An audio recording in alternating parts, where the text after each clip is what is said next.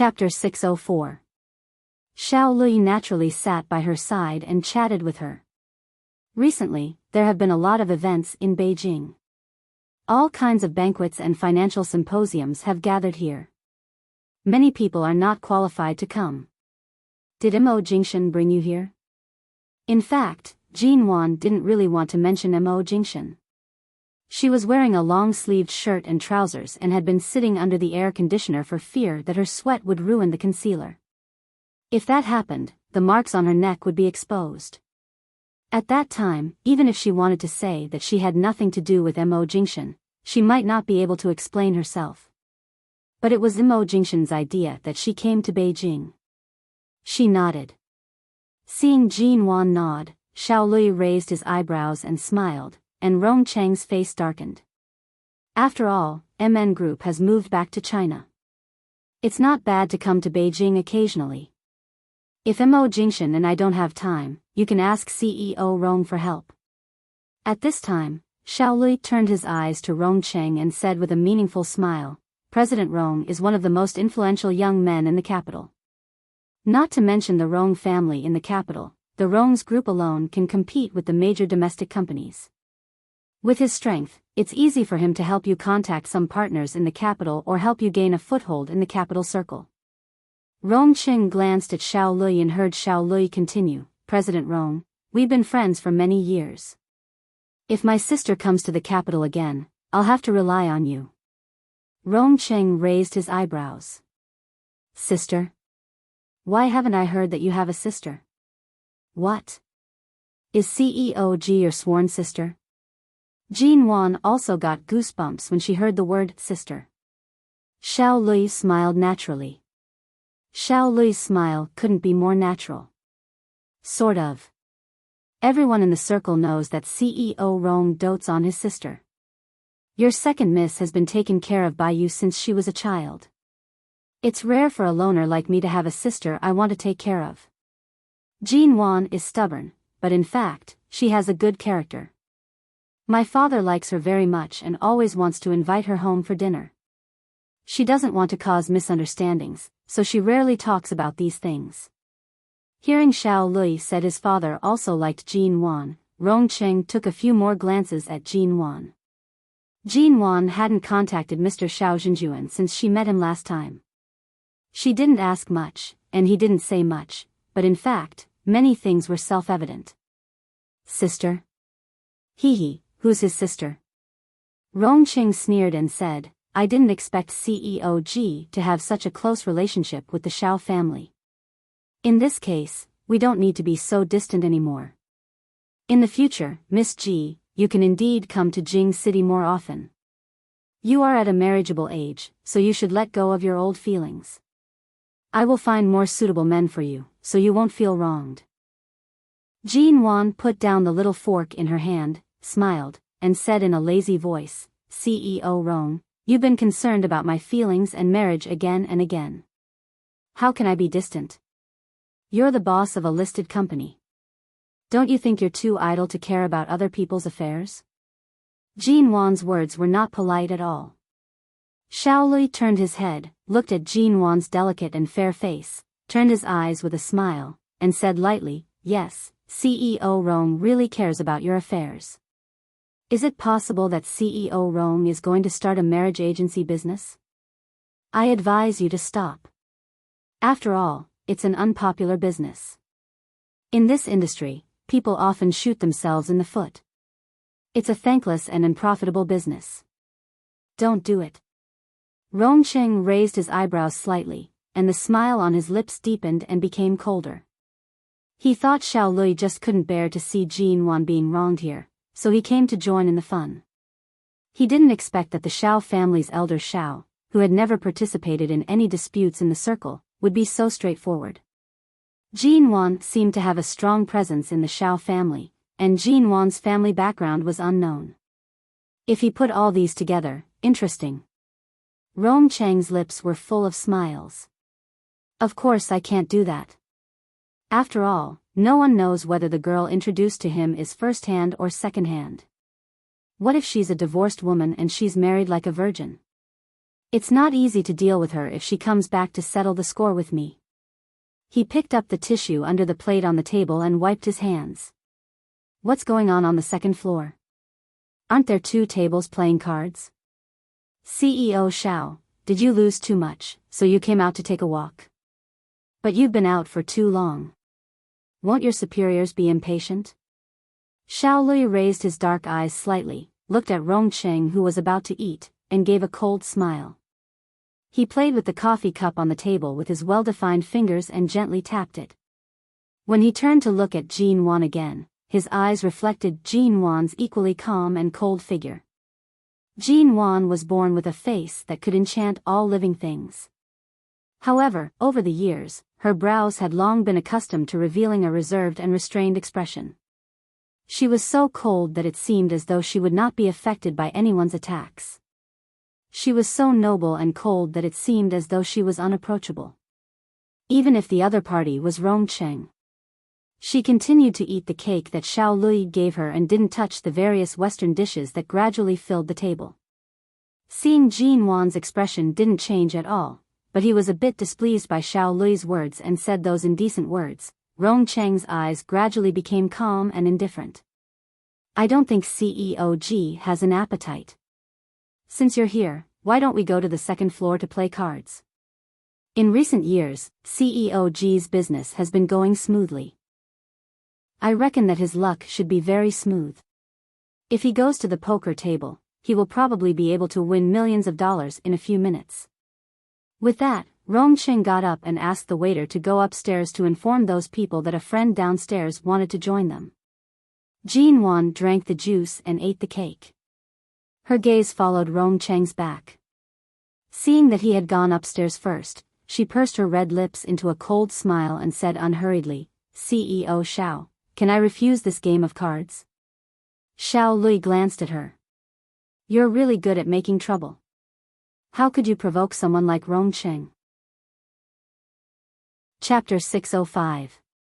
Xiao Lui raised his eyebrows and said flatly, if Rong Yan knows that Mo Jingshan is married and only has you, and he even takes you with him to Beijing, she will understand and stop pestering him. Yes, Miss Rong didn't pester him, but her brother doesn't seem to want to let it go. It's not up to him to decide whether to let it go or not. It's possible that he doesn't like you. After all, he always tries his best to satisfy whatever his sister likes. Now his sister finally has a man she likes. I'm afraid Mo Jingshan won't even look her in the eye. Rong Cheng won't let it go so easily. Jin Wan glanced at the second floor. Rong Cheng had gone up. She looked at Xiao Lui. Can I go up? Who are there? Will someone beat me up? Xiao Lui smiled. No one can beat you. As long as I'm here, no one dares to do anything to you. Just stay by my side and I'll let you play cards. It's easy for you to win millions of yuan. Do all of you crown princes play such a big game together? Not bad. Xiao Lui smiled. Even Xiao Lui thought that she couldn't leave so easily now. Since Rong Cheng had said so, if she turned around and left now, she would only avoid the storm and would only have more negative effects. Besides, although she wasn't good at playing cards, she wouldn't easily show her weakness. After all, the entertainment in London was not as luxurious as in China, but she wouldn't easily show her weakness. Jin Wan got up and went up. Seeing her fearless look, Xiao Lui snorted, thinking that Jin Wan's character of going up the mountain despite knowing there was a tiger was quite similar to that of the Xiao family. As soon as she went upstairs, the door of the innermost VIP room suddenly opened, and a woman in a tight black dress staggered out of it, reeking of alcohol. When she saw Jin Wan, she only took a glance at Jin Wan and then continued to walk out drunkenly. When Xiao Lui also came up, the woman's eyes lit up. Just as Jin Wan was wondering if this private room was the one they mentioned, a woman's confession suddenly rang from behind her. Jin Wan looked back only to see that the woman in the tight black dress threw herself into Xiao Lui's arms and said in a trembling voice, I like you. When I first saw you when I was 15, I fell in love with you. When I was a child, you said I was too old-fashioned and monotonous, and you didn't bother to invite me to eat, drink, play, or go anywhere. Now I've changed so much. Can you give me a chance? I really love you. This sudden confession was heard by Jin Wan. She looked at Xiao Lui in surprise. The man's suit was about to be torn apart by the woman, but the man only had one hand in his trouser pocket. He looked indifferent, yet he seemed to have the gentleness of an acquaintance who grew up together. But Jin Wan felt that Xiao Lui would refuse. This was because this man, who usually appeared cold and strange, after his casual flirtation, was even colder than Mo Jingshan. Can you give me a chance? I've liked you for more than 10 years, and it's rare for me to pluck up the courage to say so much to you today, but just now you suddenly left without even giving me a chance to speak in the private room. The woman's confession was affectionate and persistent, but Xiao Lui didn't withdraw his hand from his trouser pocket. He took a step back unhurriedly, pushing the woman in his arms away by an arm's length. At the same time, he let go of his hand and didn't touch her again. With some distance between them, he paused and lifted his eyelids to look at the drunk and sexy woman in front of him, who no longer looked old-fashioned and monotonous. He faintly pursed his thin and cold lips. No matter if you are the simple little girl from back then or the way you are now, I don't like you. There's no need to waste too much time and persistence on me. I won't like you now, and I won't have any feelings for you even after 10 years, understand? The woman's shoulders immediately sank and she asked unwillingly, is that sure Nianj worth pursuing for so long? For so many years, she has never responded to you. Everyone knows that she has been entangled with Qin sighting for so many years, but you have never had a place in her heart. Why do you still? Xiao Lui's eyes turned cold. You've drunk too much and even talked too much. His voice was not high, and his eyes were coldly narrowed. He seemed to be careless, but the air around him was as cold as frost. The woman immediately stopped talking, but from Jin Wan's point of view, she seemed to be crying. This world was always like this. Excellent men and women were always pursued, and those who didn't know how to refuse often got a seemingly romantic and touching love because of their soft-heartedness, but in the end, they found that the other party was not suitable for them. If they really didn't like him, they might as well refuse him from the beginning. Although it sounded cruel, it was true that she hadn't fallen in love for more than 10 years. How could she fall in love with someone just because she changed her mind? Just like Jin Wan herself, in her previous life, when she was just reborn, she often restrained her temper and forced herself to change, but Mo Jingshan knew her too well. He knew what kind of person she was, whether she was proud and unattainable, or gentle and considerate. In fact, she was still the same person. People just needed to live as they were and didn't need to deliberately wear a mask that made them too tired. Mo Jingshan had indeed helped her find her former self step by step. At least she wouldn't compromise for anyone or anything. At least she no longer wore such a heavy mask on her face, and she didn't need to carry so many burdens that she shouldn't carry. The woman was drunk. After crying for a while, she was helped into the room. Before entering the room, Jin Wan turned to look at Xiao Lui. Although Xiao Lui was really cold and didn't give the woman any face, at least he didn't take advantage of her love to play with her, which showed that he was not a scumbag. The door of the private room in front of him was wide open. It was obvious that the wine had been drunk long ago. The sounds of playing cards and the sounds of men and women laughing and discussing something could be heard clearly from inside. Jin Wan paused. Thinking that this party was invited by Rongcheng, the people here must be close to the Rong family. Now she only had Xiao Lui to talk to, but she didn't know him very well. Was he reliable?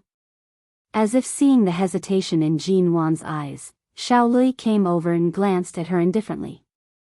Since Rongcheng has investigated you and knows that you are supported by the Mo family, no one here dares to eat you. Chapter 606. Jin Wan's pale face was very indifferent. I just don't want to cause unnecessary disputes and disasters. If I knew what was going to happen from the beginning, I wouldn't have come today. Just now, I faced Rongqing alone downstairs, but this game of cards, is it really just a game of cards? Jean Wan's face was cold. After a few seconds, the man burst into laughter. You're right. Although Rongcheng arranged today's party, it's only because there are a lot of people in the circle in the capital recently. The Rong family wants to use this opportunity to build relationships with all parties. Rongcheng just invited a lot of people on behalf of the Rong family. We'll have dinner, drink, and play cards. I guess he'll officially invite everyone to the Rong family's grandpa's birthday party. Jean Wan looked inside again. So how big is the Rong family's birthday party? Xiao Lui rubbed his chin and smiled. I don't know how big the party is, but even the Xiao family and the Mo family have been invited. It must be a big party. Jean Wan glanced at him. Will Mo Jingshan also come? I don't know. The invitation should be sent out, but I don't know whether Mo Jingshan will come or not.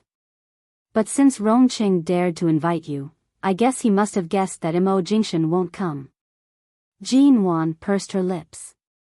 Don't tell him whether he will come or not. Anyway, I don't want to be misunderstood by others. Xiao Lui said playfully, if you don't want to be misunderstood, don't do anything that will make people misunderstand you. Jean Wan was a bit unhappy with his playful tone. What will make people misunderstand you? Xiao Lui smiled and suddenly scratched Jean Wan's neck with his finger. His voice was indifferent and a bit sarcastic. Shouldn't you go and have your concealer replenished? Jean Wan, she suddenly covered her neck with her hand, looked at him in surprise, turned around, and walked quickly into the bathroom not far away. After entering, she looked at herself in the mirror for a long time, only to find that there was only a little bit of her nipple, but it was not obvious. She had to look carefully to see it. How could Xiao Lui see this? Jean Wan took out concealer from her bag and carefully applied it. When she walked out, she saw Xiao Lui standing outside the bathroom with his arms crossed and looking at her with an ambiguous smile. Is it possible between you and Mo Jingshan? I think Rongcheng is really going to introduce you to someone who is of a similar social status to distract you. Jean Wan didn't take it seriously. It doesn't seem to have much to do with whether I will be eaten here today. After all, he is not here now, is he? The two of them walked into the private room. As Jean Wan had expected, it was filled with people she was not familiar with. There were only a few faces that she seemed to have seen at some banquets and social events, but they were all unfamiliar. Seeing Xiao Lui come in, these people were about to ask him to continue playing cards when they suddenly saw a woman beside him. They immediately glanced at Jean Wan with all kinds of suggestive eyes. Rongcheng was sitting on the sofa, his handsome face lowered, as if listening to the people around him. Hearing the noise, he looked up at the door of the private room and smiled. CEOG, since you're here, don't be so reserved. Sit down and let's sit down. CEOG? Which CEOG? Which CEOG could it be? Looking at the entire country, I'm afraid the only woman with the surname G is the one from MN Group who is respected by our CEO Rong. Oh, I remember. She's the beauty on the Forbes list this year, right? Come on, sit down. I didn't have a chance to get to know you at the banquet last time. There were too many people at that time. What a coincidence. Beauty G, come on, sit down and let's sit down.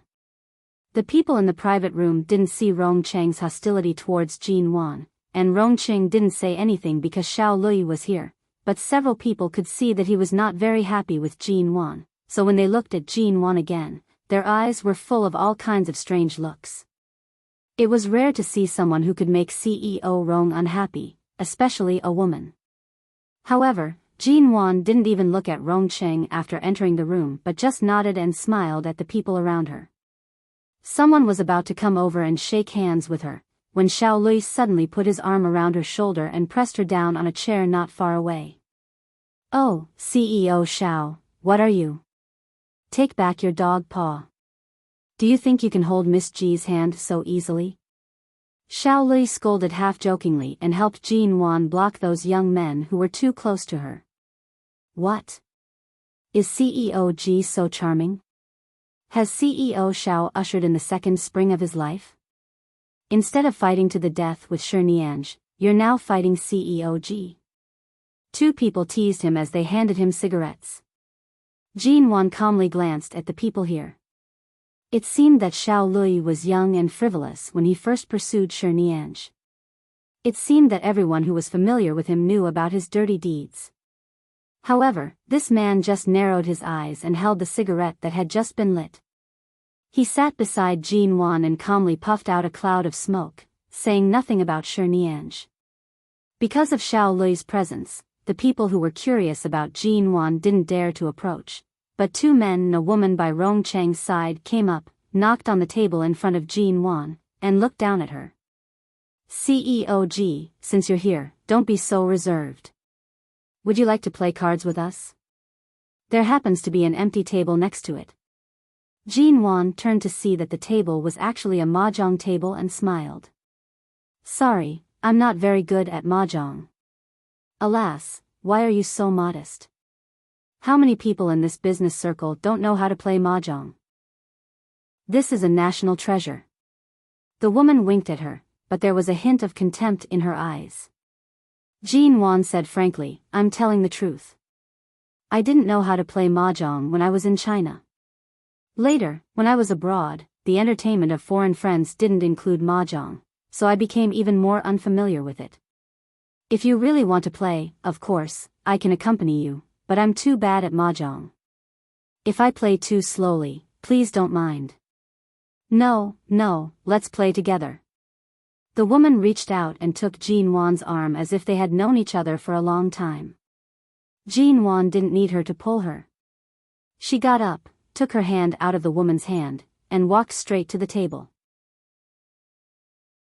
Chapter 607. The man looked at him in surprise. Seeing that he had sat down and was sitting next to Jin Wan, he was amused. CEO Xiao, what do you mean? Xiao Lui, with a cigarette in his mouth, narrowed his eyes, rested his hand on the table casually, and glanced at him with a smile. I'm playing mahjong. What else can I mean? Isn't there another table in your room? We've just asked CEO G to sit down, and now you come up and take my seat. You're too obvious. Are you afraid that others don't know you like CEO G? Why don't I accompany the beauty I brought in and play with those drunkards? Xiao Lui puffed a smoke ring at him. They need one more player. Go and be my substitute. The man was speechless. After all, he had to suck up to CEO Rong, and he couldn't afford to offend CEO Xiao. After thinking for a while, he turned to another table in the private room. Obviously, the woman across the table didn't expect that Xiao Lui, who never played mahjong with women, would suddenly sit down. She exchanged a look with the other man in surprise, and then they looked at Jin Wan. Jin Wan pressed the button on the table as if nothing had happened. How do you operate this mahjong table? The woman next to her reached out and pressed the button for her. Then she glanced at Jin Wan's calm face and thought that CEO Rong must have looked at her with displeasure just now. She had to find an opportunity to target her. However, Xiao Lui, who was sitting at the same table, obviously didn't intend to let them play this game. For example, if the woman and the man who came with her played a mahjong tile, and Jin Wan didn't touch it, Xiao Lui would definitely get it. And Xiao Lui won 2 consecutive mahjong tiles from them. Every time Jin Wan played a mahjong tile, he just skipped it. The 3 people at the table could see that he was going easy on her, and no one said anything. Of course, Jin Wan wouldn't say anything. Although she didn't win, at least she won some money by hitting the bar. She didn't stand out, and she didn't lose face. This was already very satisfying, okay? Then they continued the game. This time, the cards in Jin Wan's hand were slightly complicated. In the end, there were only a few cards left. It was almost time for the call. Under the urging of the woman by the side, she played a 60,000. Xiao Lui coldly glanced at the card she played and didn't speak. However, after another round, Xiao Lui won again. When he showed his cards, the woman on the opposite side looked at his cards and shouted angrily, Mr. Xiao, You obviously have 360,000 yuan in your hand. Why didn't you bet just now? Do you think it's so easy to cheat after a fight? Xiao Lui said calmly. Why can't it be easy? I could have just touched Hu at that time. The woman had already lost hundreds of thousands of yuan in these 3 rounds. She was so angry that her hair was about to explode. The man next to her saw how agitated she was. They just wanted to suck up to Mr. Rong, but they didn't want to be so blatant in front of Mr. Xiao. He simply said, "All right, that's enough. I've seen you only win a few rounds at other tables. Do you still want to teach Mr. Xiao with your skills?" The woman heard the warning and reminder in the man's words. She paused and then stiffened. She didn't speak anymore and continued to play cards. But she was really angry. Xiao Lui had obviously gone easy on her just now. Now he was clearly robbing her of her money. Just now, CEO Xiao had been winning against everyone's cards. Now he finally had a chance to win against Jin Wan, but he didn't even want to bet. In the next few rounds, Jin Wan really didn't know how to play. She just knew how to play, but she didn't play well. The woman next to her was too angry because she lost the last round. She was lucky this round and had been trying to pick on Jin Wan. Finally, she won a big bet. Jin Wan only put 100 chips on the table, and in an instant, the woman won more than 80. In the next 2 rounds, Jin Wan looked at the 2 pitiful chips in front of her and said, "Shall I call someone else to play? I really don't know how to play. I've almost lost all my chips." Xiao Lui threw 2 dozen to her. "Use mine." Jin Wan looked incredulously at the many chips in front of her. The woman on the table, the man, CEO Xiao, casually threw more than 1,000,000 yuan. No wonder he was the son of Ling Xiao Group. The woman said unhappily, "CEO Xiao, each chip is 10,000 yuan. You threw so many chips to her. If she loses all," before she finished, Xiao Lui glanced at Jin Wan and said with a smile, "You can lose as much as you want. I'll pay for it." The woman was so angry that she almost pushed the cards in front of her down. She suppressed her temper and continued to play. They played another round. Jin Wan's cards were not bad this time, and she could win several of Xiao Lui's cards. The man on the other side felt that CEO Xiao was determined to protect Jin Wan, so he didn't make things difficult for her. He judged the situation and put down a card for Jin Wan, letting her win 1 round. "CEO G, you said you didn't play well. Isn't it good?" the man said with a smile. Jin Wan just smiled. She could understand everything on the table and didn't care about his words. However, after another round, Jin Wan won again. This time, she won Xiao Lui's cards. She raised her eyes and glanced at him with a smile. "Sorry, CEO Xiao, I won again." Xiao Lui didn't bat an eyelid and lost calmly. He casually threw another handful of chips to her. "Count how much you should win." When he showed his cards, the woman on the other side saw Xiao Lui's cards and cried out, "CEO Xiao, your cards are good. Why did you break them apart?" "You broke them apart, but CEO G won every one of them." Jin Wan also glanced at Xiao Lui's cards. Yes, she won every one of them. But even though she thought so, Jin Wan still took the chips she should win and secretly gave Xiao Lui a grateful look. This little girl, she still pretended to be a good girl. Xiao Lui didn't pay attention to anyone. After 2 rounds, Jin Wan took advantage of her sudden good luck and the generous support of the 2 men at the table and won several rounds in a row. In the end, the woman on the table continued to play for a while because she was unwilling to give up. Seeing that she had lost 7 or 8 million yuan, and more than half of it was won by Jin Wan, she got up angrily and said, "I quit. It's boring. I'm going to drink." With that, the woman turned and slipped back to Rongcheng, but Rongcheng just watched coldly from time to time and didn't order anyone to do anything, so he couldn't comfort her now.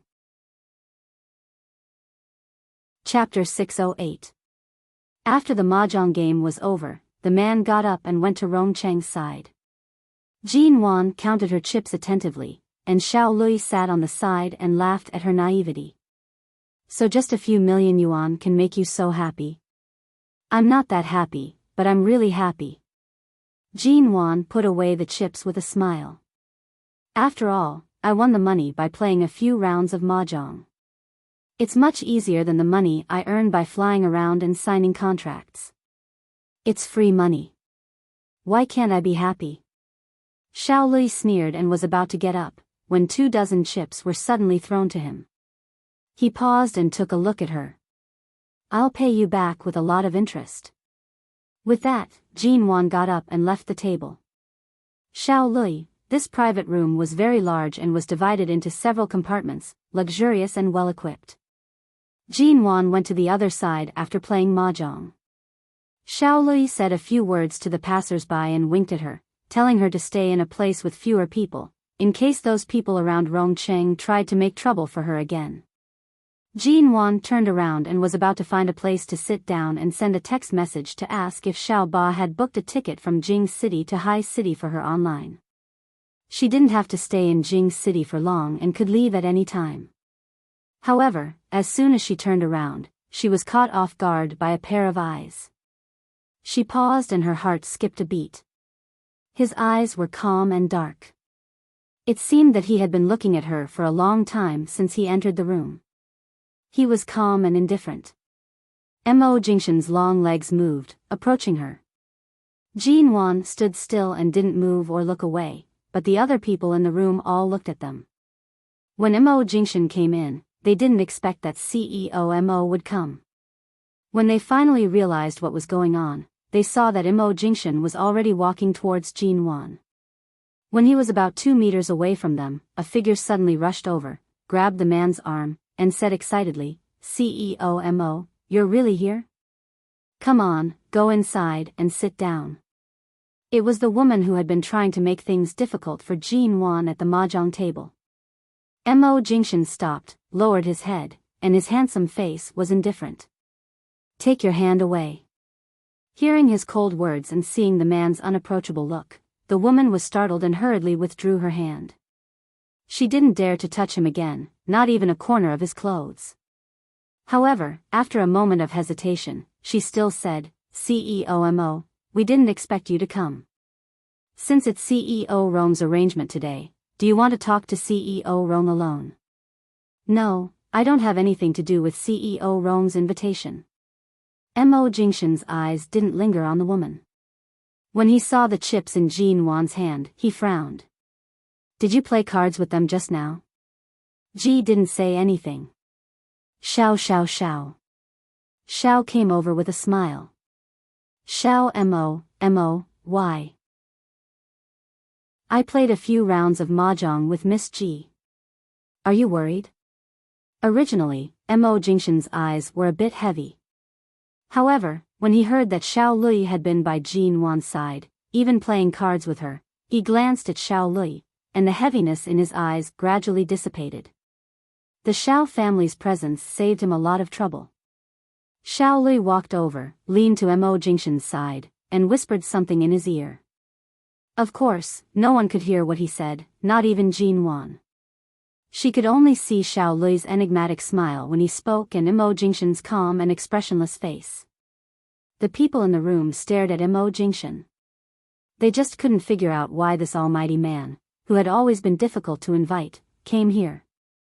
The Rong family and the Mo family in Hai City didn't seem to have much contact with each other, so it was natural that Mo Jingshan didn't attend the Rong family's birthday party. After all, the Mo family didn't need to give the Rong family face. So it was quite surprising that Mo Jingshan came here.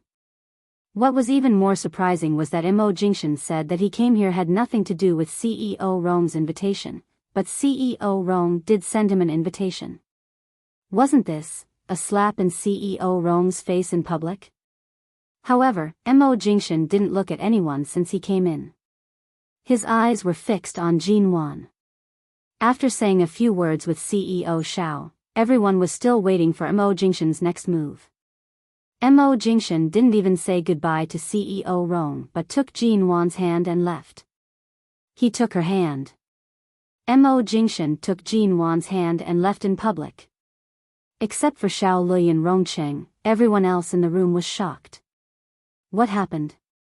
Didn't they hear that CEO Rong's sister liked CEO Mo? Now, when she turned around and saw Rong Cheng's face, which was obviously humiliated in front of everyone, the room instantly fell silent. Before leaving, Jin Wan didn't forget to exchange her chips for money. She didn't feel relieved until the money she won was actually in her card. Seeing this woman, who was worth tens of billions, acting like a money grubber, Mo Jingshan patiently waited for her and didn't urge her. Outside the restaurant, Jin Wan saw Xiao Hu park the car outside and stuck his head out of the window to say hello to Jin Wan. Jin Wan raised her hand and waved at Xiao Hu, saying hello to him. Have you eaten? The man asked. I ate some cake. It's too sweet. I don't feel hungry yet, Jin Wan answered truthfully. She walked to the car door and was about to raise her hand to open the door, when the man next to her opened the door for her and motioned for her to get in the car. Jin Wan looked at him. I'll go back to the hotel tonight to get my luggage and go back to High City tomorrow. The man didn't seem to hear her. Get in the car. Looking into his dark and deep eyes, Jin Wan turned and got in the car. Xiao Hu was still in the same state, automatically blocking out all the sounds behind the car and concentrating on driving. It seemed that he was driving to the hotel where she lived, not Enchanting Hotel. When they arrived at the hotel, Mo Jingshan obviously didn't intend to leave. He asked Xiao Hu to drive back to Enchanting Hotel alone. Jin Wan wanted to tell him to go back, but the man said that he would send her back to her room to see if her temperature was stable below 37 degrees. After making sure she was fine, he would leave. He had asked Xiao Hu to drive the car away. Where could he go? Jin Wan pursed her lips and didn't speak. She entered the elevator expressionlessly and went upstairs, ignoring the man beside her. Chapter 609. Before she finished speaking, the doorbell suddenly rang. Jin Wan paused and turned to look at the door that had just been closed. Who would ring the doorbell at this time? She didn't see any room service staff on this floor, and it was already past 8 o'clock. Even room service wouldn't bother her at this time. Jin Wan put down the thermometer and was about to open the door when she looked back to see that Mo Jingshan had picked up the thermometer she had just put down and looked at it as if to make sure if she still had a fever. In less than a minute, Jin Wan's cell phone also rang. She picked it up and saw that it was a call from Xiao Ba. She picked it up. Hello? Boss, aren't you in the room? Xiao Ba's voice came from the phone and outside the door. Jin Wan. Was it you who rang the doorbell just now? It was me. Xiao Ba smiled. I just came out of the bathroom on the first floor of the hotel and vaguely saw your back entering the elevator. I ran over and didn't catch up with the elevator. I just came up now. Jin Wan put down the phone and was about to open the door when she paused and suddenly raised her hand to grab Mo Jingshan's arm. This was the first time she had taken the initiative to touch him since returning to China. The man had just put down the thermometer. Because of her action, his elegant and deep brows moved slightly. He glanced at her, but Jin Wan pushed him into the bathroom without saying a word and raised her hand to make a shoo gesture at Mo Jingshan's puzzled and even somewhat puzzled gaze. Mo Jingshan, the bathroom door was mercilessly closed by Jin Wan. Although there was nothing shameful about Mo Jingshan, the relationship between her and Mo Jingshan was, after all, unclear. Xiao Ba had been particularly excited when she saw him as if her boss would soon return to the Mo family. Right now, if she were to discover Mo Jingshan in her room at such a late hour in Jing City, it was likely that her mind would come up with a long romantic love story. Most importantly, she could not stop her excitement. Furthermore, Xiao Ba was especially fawning over Mo Jingshan and could not wait to shove her into Great Boss Mo's arms. TSK, so she'd better not let Xiao Ba see it. After confirming that the person in the bathroom was cooperative and did not intend to come out, Jin Wan turned to open the door. As soon as the door was opened, Xiao Ba looked into the room behind Jin Wan. She couldn't see inside, so she stood on tiptoe and peeped in. Jin Wan's eyelids jumped. What are you looking at? Is there anyone else in your room? No. Jin Wan lowered her hand from the doorknob. Xiao Ba directly walked in with a small suitcase. She glanced around and then said with a smile, "You've been in Beijing with CEO Mo for so many days. I thought the two of you would be together." Jin Wan glanced at the small suitcase in Xiao Ba's hand and changed the topic. Why did you suddenly come to Beijing? Once they got down to business, Xiao Ba turned around and said, "Didn't you say that you had a fever yesterday when you called me to help you book the plane ticket? I was afraid that there would be no convenient person to take care of you in Beijing. After all, you didn't even bring an assistant this time, and I was afraid that no one would take care of you if you had a fever on the way back, so after hanging up the phone in the morning, I've booked the plane ticket for tomorrow. I'll go back to High City with you. It's just a fever. It will go down in a day. It's no big deal." Seeing that she had come, Jin Wan didn't say anything else and took a look at the time. "What time does the flight back to High City leave tomorrow?" 10:30 in the morning. "Then you can stay here for one night. We'll go back together tomorrow," Jin Wan said, and was about to call the hotel front desk to book another room. Seeing Jin Wan's plan, Xiao Ba hurriedly said, "Boss, you don't have to book a room for me. Your room is not small. Isn't there a sofa? I can sleep on the sofa." Jin Wan was about to take the room's landline phone when she paused and looked back to see that Xiao Ba had put her suitcase on the edge of the sofa, as if she was going to make do with it for the night.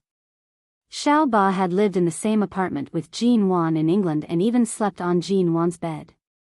They were very familiar with each other, so there was no need to treat her as an outsider. Jin Wan glanced inconspicuously in the direction of the bathroom and picked up the room's landline phone. "This sofa is too small. It's not comfortable to sleep on. You flew here in a hurry today and have to fly back tomorrow. You should have a good sleep after traveling for 2 days in a row. I'll book a room for you on this floor. There's really no need. This sofa is big enough. It's a double sofa. I'm small, and it's big enough to accommodate me," Xiao Ba said as she pressed the sofa twice with her hand. "It's very comfortable. It's not much worse than a bed. Boss, you really don't have to book a room for me. I came here to take care of you and accompany you." Jin Wan didn't seem to hear her.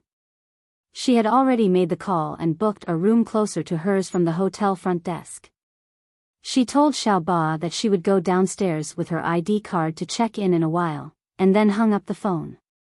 Hearing that the room had been booked, Xiao Ba had to sit on the sofa and look at Jin Wan's back, sighing. What a waste. It costs at least 3,000 or 4,000 yuan to stay in this hotel for a night. Why did you book a room for me? When I was with you in London, we could squeeze into a small apartment for the most difficult year and survive. Now you don't have to be so extravagant. I can even sleep on the floor, not to mention the sofa. Jin Wan glanced at her with a smile. How can I bear to let you sleep on the floor?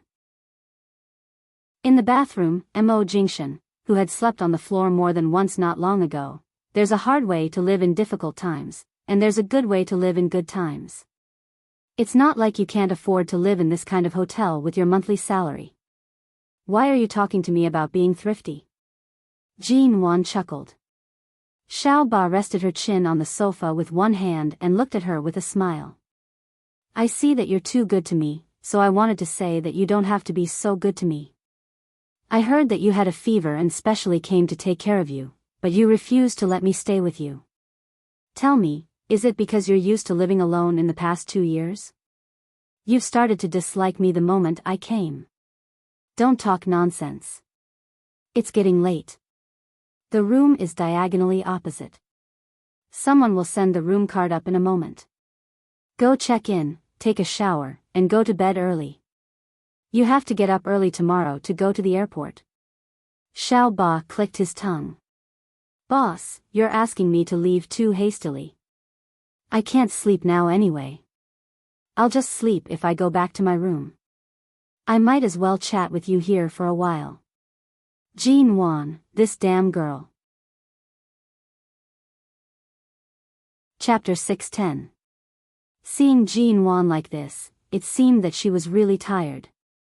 Xiaoba had to get up, pick up her small suitcase, make a goodbye gesture, and turn to leave.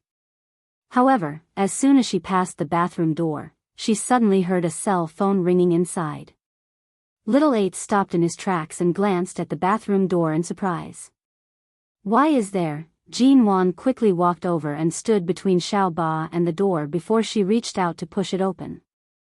I put my cell phone inside and forgot to take it out. Xiaoba was stunned.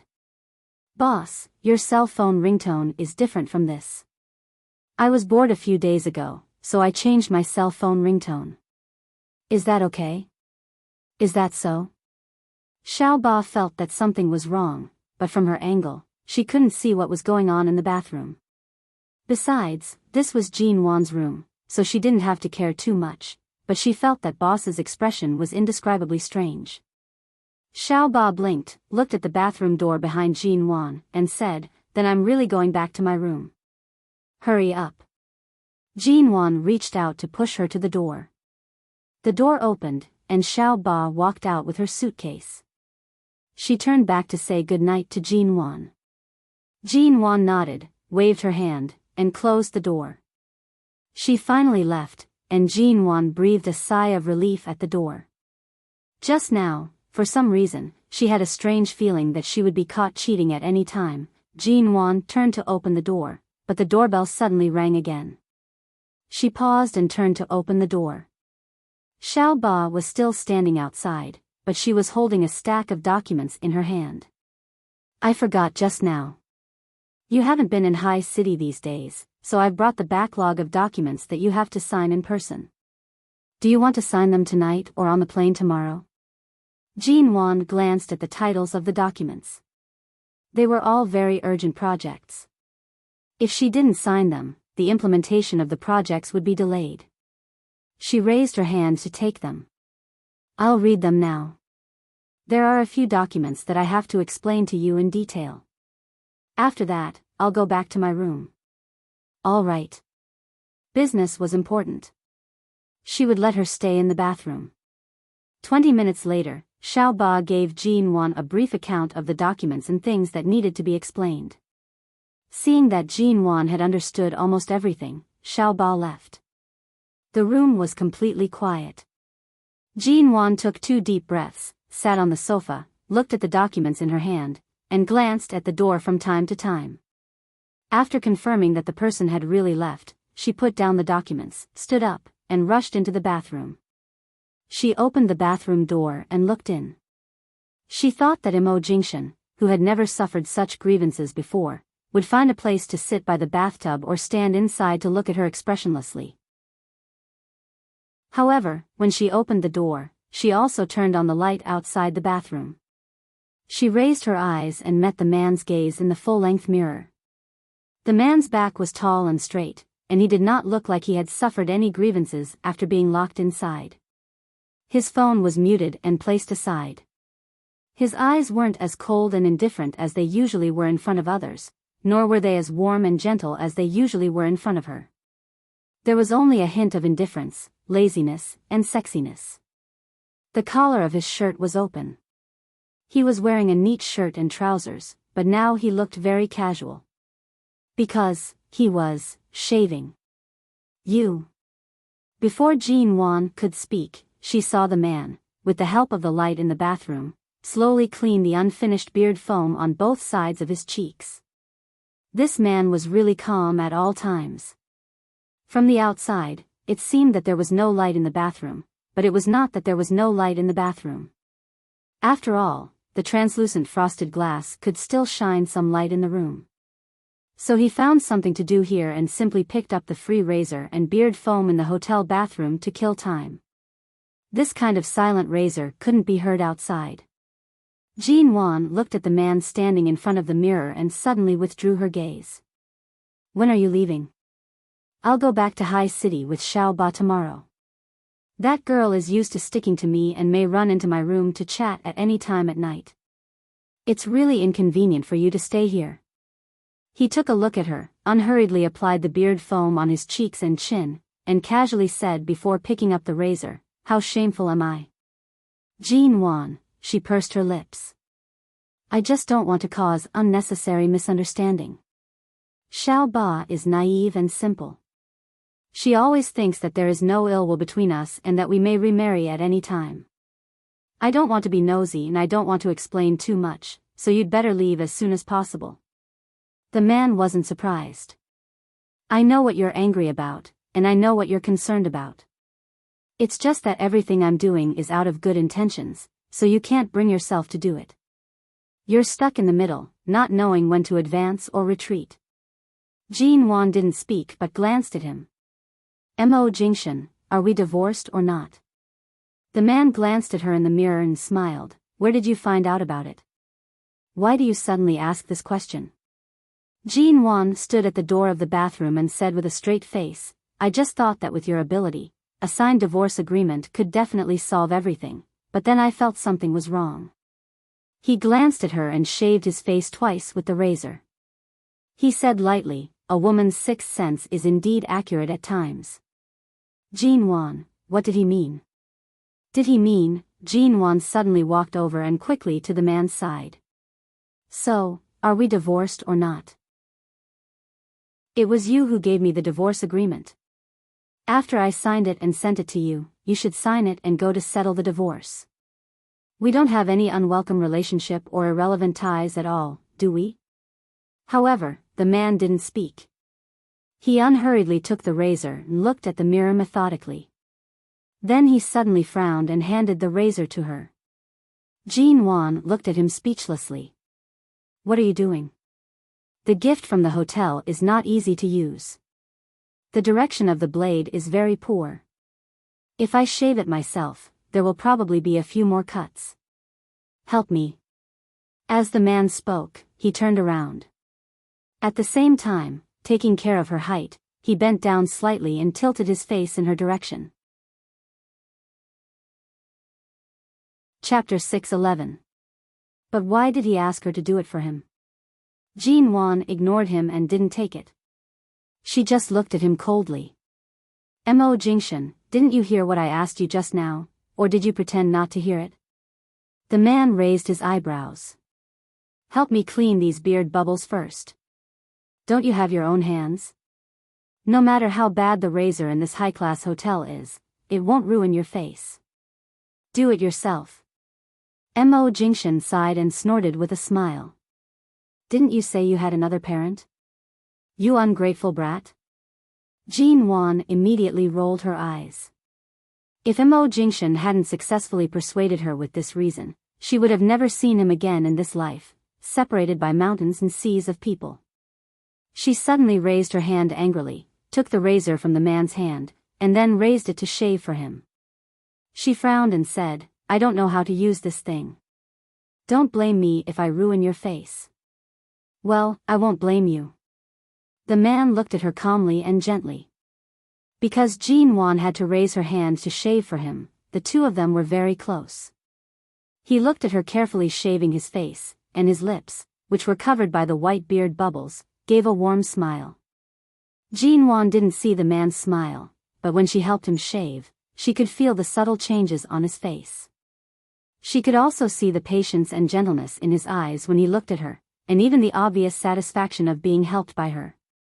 She originally wanted to end the battle quickly, but because of the man's gaze, she couldn't help but ease her strength, lest she accidentally scratched his face. After all, even if this man didn't rely on the company to make a living, he could still rely on his face to make a living. She couldn't really hurt him. Furthermore, to be honest, this man, Mo Jingshan, was really one of a kind. Before she married him at the age of 20, she didn't even know about the relationship between the two of them. She thought that she had seen a lot of handsome men. But since she met Mo Jingshan, she realized that those people she had met were not the best. Jean Wan's hands became lighter and slower. After much difficulty, she was finally done. She saw that the man was still standing in front of her with a faint smile. It was clear that he wanted her to help him clean up, as though she was repaying a favor. If they were really talking about repaying the debt of gratitude, she had been pressed on the bed by him for an entire night. Did that mean that she had already repaid him? Jean Wan looked at him with a fierce look. Seeing that he was still standing there, she simply pulled down a white towel next to her and wiped off the white, minty shaving foam on the man's face. After wiping off the last bit of foam, Jean Wan said expressionlessly and anxiously, "Okay, now can you say?" Before she moved the towel away from the man's face and finished her words, the man suddenly bent down and kissed her. At the same time, he held her in his arms and held her tightly in his arms. Jean Wan hurriedly opened her mouth to bite him, but the man took the opportunity to deepen the kiss. In an instant, Jean Wan's mouth was filled with the minty flavor of shaving foam. The kiss came too suddenly, and the man was too tall. Jean Wan raised her head and was kissed for a long time, unable to break free. Then she was pressed back a few steps by the man until her back was against the wall of the bathroom. The kiss did not separate and became deeper and heavier. She was kissed until she was almost suffocated, seeing stars, and her limbs were weak. At the same time, alarm bells rang in her heart. She hurriedly raised her hand and pushed against his chest hard. When he paused and lowered his eyes to look at her because he thought she was uncomfortable, she said angrily, "Mo Jingshan, let's finish talking." "What do you want to talk about?" The man's dark eyes were locked on her. "Don't you already have the answer in your heart?" Jean Wan looked at him in disbelief. What answer could she have? Before seeing the divorce certificate or the divorce agreement, she would never believe it. It was absolutely impossible.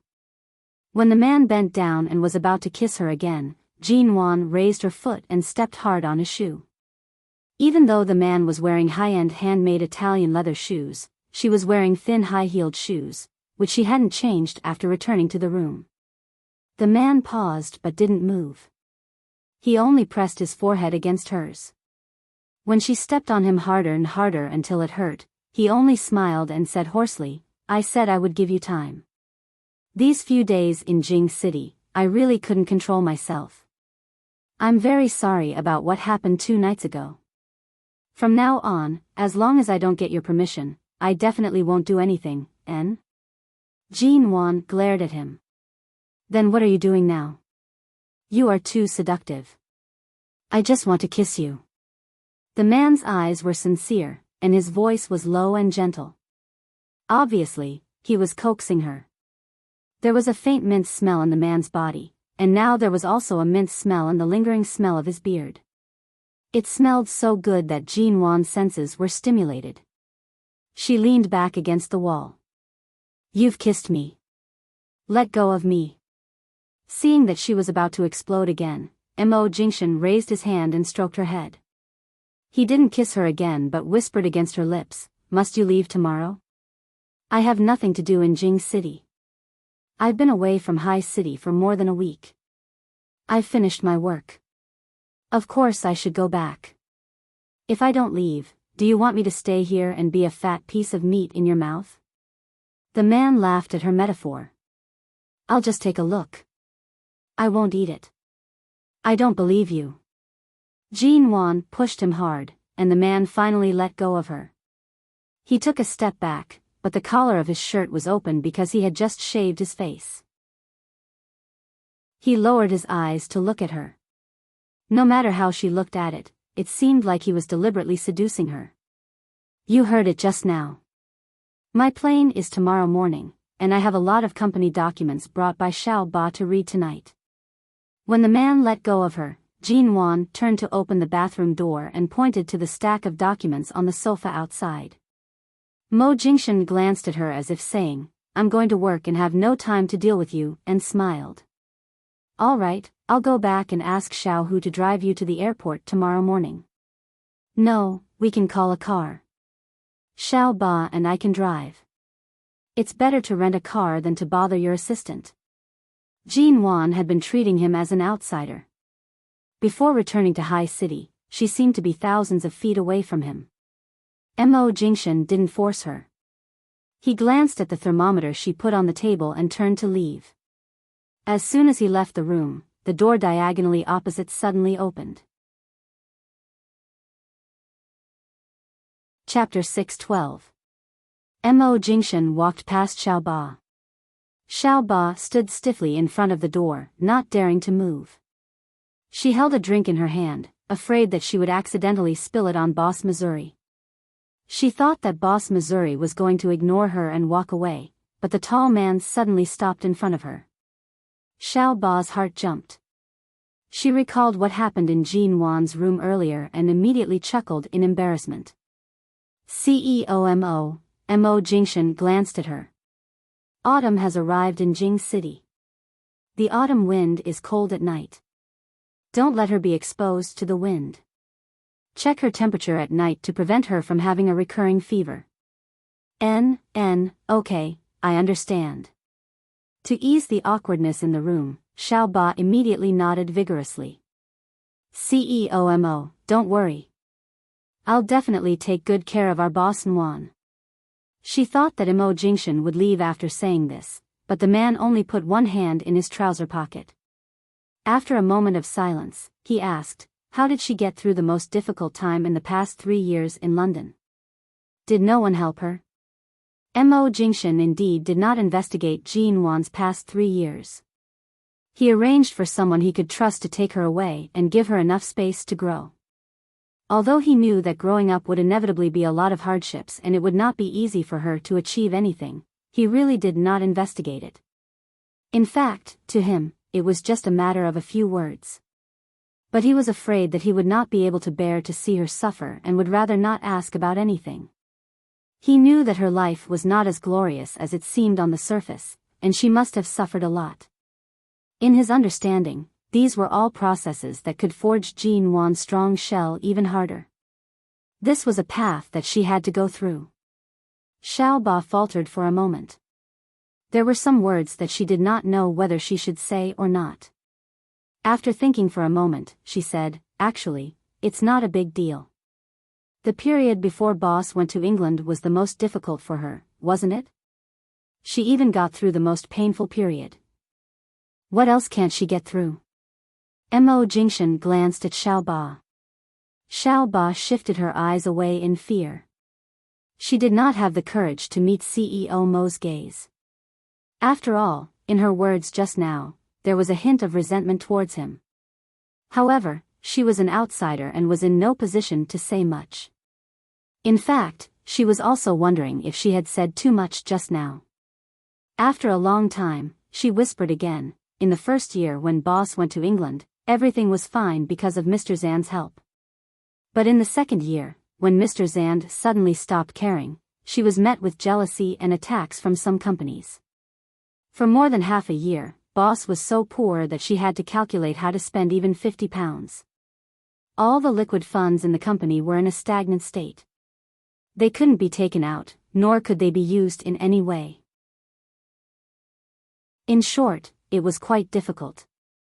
Speaking of this, Xiao Ba smiled again. But Boss was also very amazing. She didn't give up even when it was so difficult. At that time, Mr. Vince flew to London and wanted to help her, but she refused. So, all Mr. Vince has been doing is introducing some foreign business to her, helping her promote some interpersonal relationships in the business world, and acting as a bridge between them. She endured everything else by herself. She worked day and night and even sold the house she bought when she first went to London. She squeezed into a small apartment that was not much better than a basement, eating instant noodles or cheap toast every day. In fact, the most difficult time wasn't too long. Boss wasn't completely without friends. She had many good relationships in London. Even if she didn't accept help from others, there were still people who admired her and would secretly help her with the company. Later, a project of the company was suddenly signed, and they received tens of millions of new financing. The company gradually began to step on the right track, and the performance kept rising. Life also became better. There were indeed difficult times, but as Boss said, those hardships were not worth mentioning compared to all the gains later. There was no need to talk about it often, so there were many things that I almost forgot. I only remember that boss was very strong. Really, even if she wasn't a special woman, at least she was a woman that I admired. CEOMO, if you really want to know the most difficult time for boss, in my opinion, it shouldn't be when she was short of money, but when she just went to the UK. At that time, boss seemed to be very confused. Every day when she woke up, she would look out of the window from time to time, or suddenly run over to open the door when she heard something. I knew that since she signed the divorce papers and went abroad, she must have let go of it. It was impossible for her to wait for someone. Maybe she didn't even know what she was doing. She just stared blankly at the empty door from time to time. This situation lasted for about 3 months, until there were too many things in the company and she got busier and busier. So, no matter what choice boss makes, I think I will understand her and even respect her, because it's not that she hasn't fought for something or denied or refused something. But after 3 years, even I've gotten used to her temper. Even if she's a little sharp now, I still think she's right. I'm just blindly and unreasonably supporting boss. CEOMO, do you understand what I mean? It wasn't until Mo Jingshan's figure disappeared that Xiao Ba came out of her impassioned speech. She stood in front of the door in a daze for a long time before she realized that she had said too much. Boss clearly hated it when she talked about herself with others. Xiao Ba immediately lowered her face, walked up to Jin Wan's door, and knocked on it. The weather in Jing City was indeed cold. After all, it was the end of September. Jin Wan got up at 7 o'clock, took a shower, and walked out of the room at 8 o'clock. When she came out, she wore a long, dark gray windbreaker. It was not particularly thick and was suitable for this early autumn weather. The marks on her neck could not disappear so quickly. When she took a shower in the morning, she could still see the marks at a glance, so she had to wrap a scarf around her neck. When she closed the door, she carried her suitcase in one hand and sunglasses in the other, completely dressed for the airport. Xiao Ba had already woken up.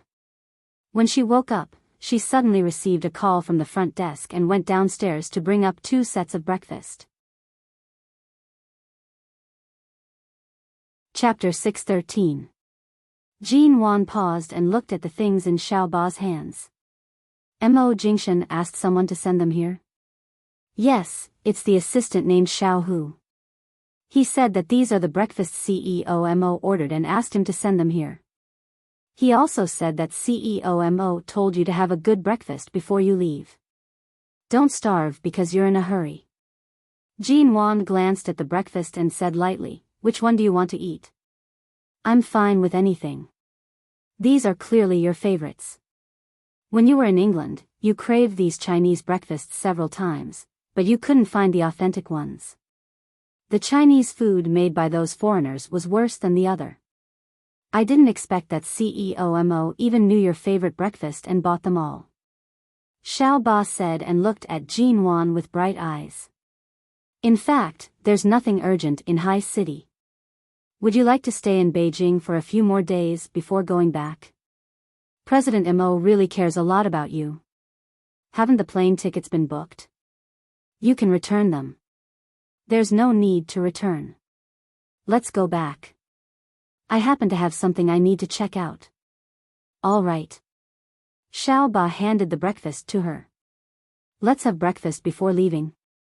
Don't waste CEO Mo's kindness." Jin Wan took another look at the breakfast, turned and went straight into Xiao Ba's room, intending to finish it here. Xiao Ba eagerly opened the lid of the dumplings and handed the cutlery to her.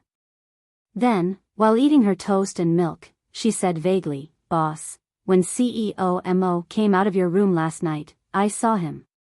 Jin Wan paused with the spoon in her hand. Without speaking, she lowered her head and took a bite of the small wonton. "Then when I went to your room again, I saw that your mouth was a little swollen." Xiao Ba said and shrank her neck as if afraid that Jin Wan would hit her, but Jin Wan just ate quietly and ignored her.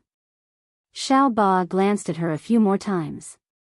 She couldn't help but put down the things in her hands and whispered, "It's not that I want to talk too much, but I really can't help but ask. You and CEO Mo went on a business trip together, and he was still in your room so late at night. Although he left later, it's clear that the relationship between the two of you is no longer as simple as strangers after the divorce. Also, CEO Mo treats you really well, although I don't understand why he chose to divorce you in the first place. After a pause, Xiao Ba continued, so, boss, what's your relationship with President Mo now? Jean Wan blew at the hot soup in the bowl, took a sip, and said unhurriedly, even now, I don't know what the relationship is. Maybe when I return to High City and find out the truth, I'll know. Xiao Ba was a little confused, but seeing that Jean Wan didn't want to talk about these things at all, she had to continue to eat the toast obediently. At 2:00 in the afternoon that day, Jean Wan and Xiao Ba landed in High City. After returning to High City, the two of them rushed to the company. Jean Wan didn't idle for a moment. She solved some other things in the company that were delayed because of her absence and worked overtime overnight. It wasn't until the next morning that she had almost finished. Xiao Ba had long been used to Jean Wan's working frequency. Every time she came back from a business trip for a few days, she would rush to deal with the urgent things at hand first, and only think of resting after finishing them. The next morning, Jean Wan closed her eyes in the office for a short rest, and Xiao Ba had been busy since last night. In the afternoon, Xiao Ba pushed the door open and came in. Seeing that Jean Wan was still taking a nap on the chair behind the desk, she didn't say anything but brought in Jean Wan's oversized suitcase. She opened it and wanted to help her sort it out and take out some office documents that were to be placed in the company.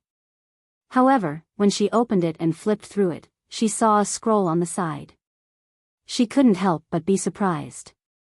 Since it was in Jean Wan's suitcase and had been specially brought back to High City, it must be a famous painting. She didn't dare to touch it, but found some office documents and was about to get up. Help me bring that painting over. Suddenly, Jean Wan, who had been sitting behind the desk with her eyes closed, said softly. Xiao Ba turned to see that Jean Wan still hadn't opened her eyes, but it was clear that she had been awake when she came in. When she carefully picked up the painting and put it on the desk, Jean Wan opened her eyes, took a look at it, and asked indifferently, is there anything else I need to deal with these 2 days? No, recently all the projects in the company have been carried out in an orderly manner. There's nothing important. Besides, you often travel on business, and many things have been done by the vice president for you. There are just some documents that need your signature and decision-making. Now that you have signed them, there's nothing else. Xiao Ba continued to help her pack her suitcase. At the same time, he said, actually, boss, you can take advantage of the fact that you're not too busy now and take a good rest for a month or two. The new projects you signed in Jing City have already been communicated between the companies.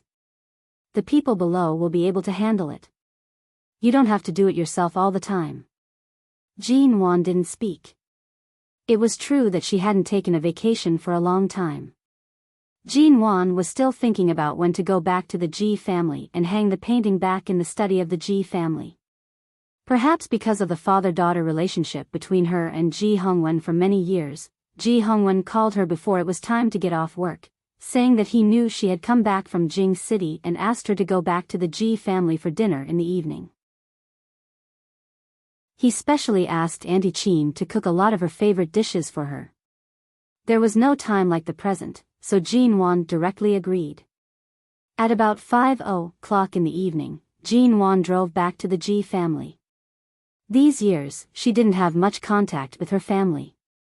After returning to China, she only came back to have dinner with her father occasionally.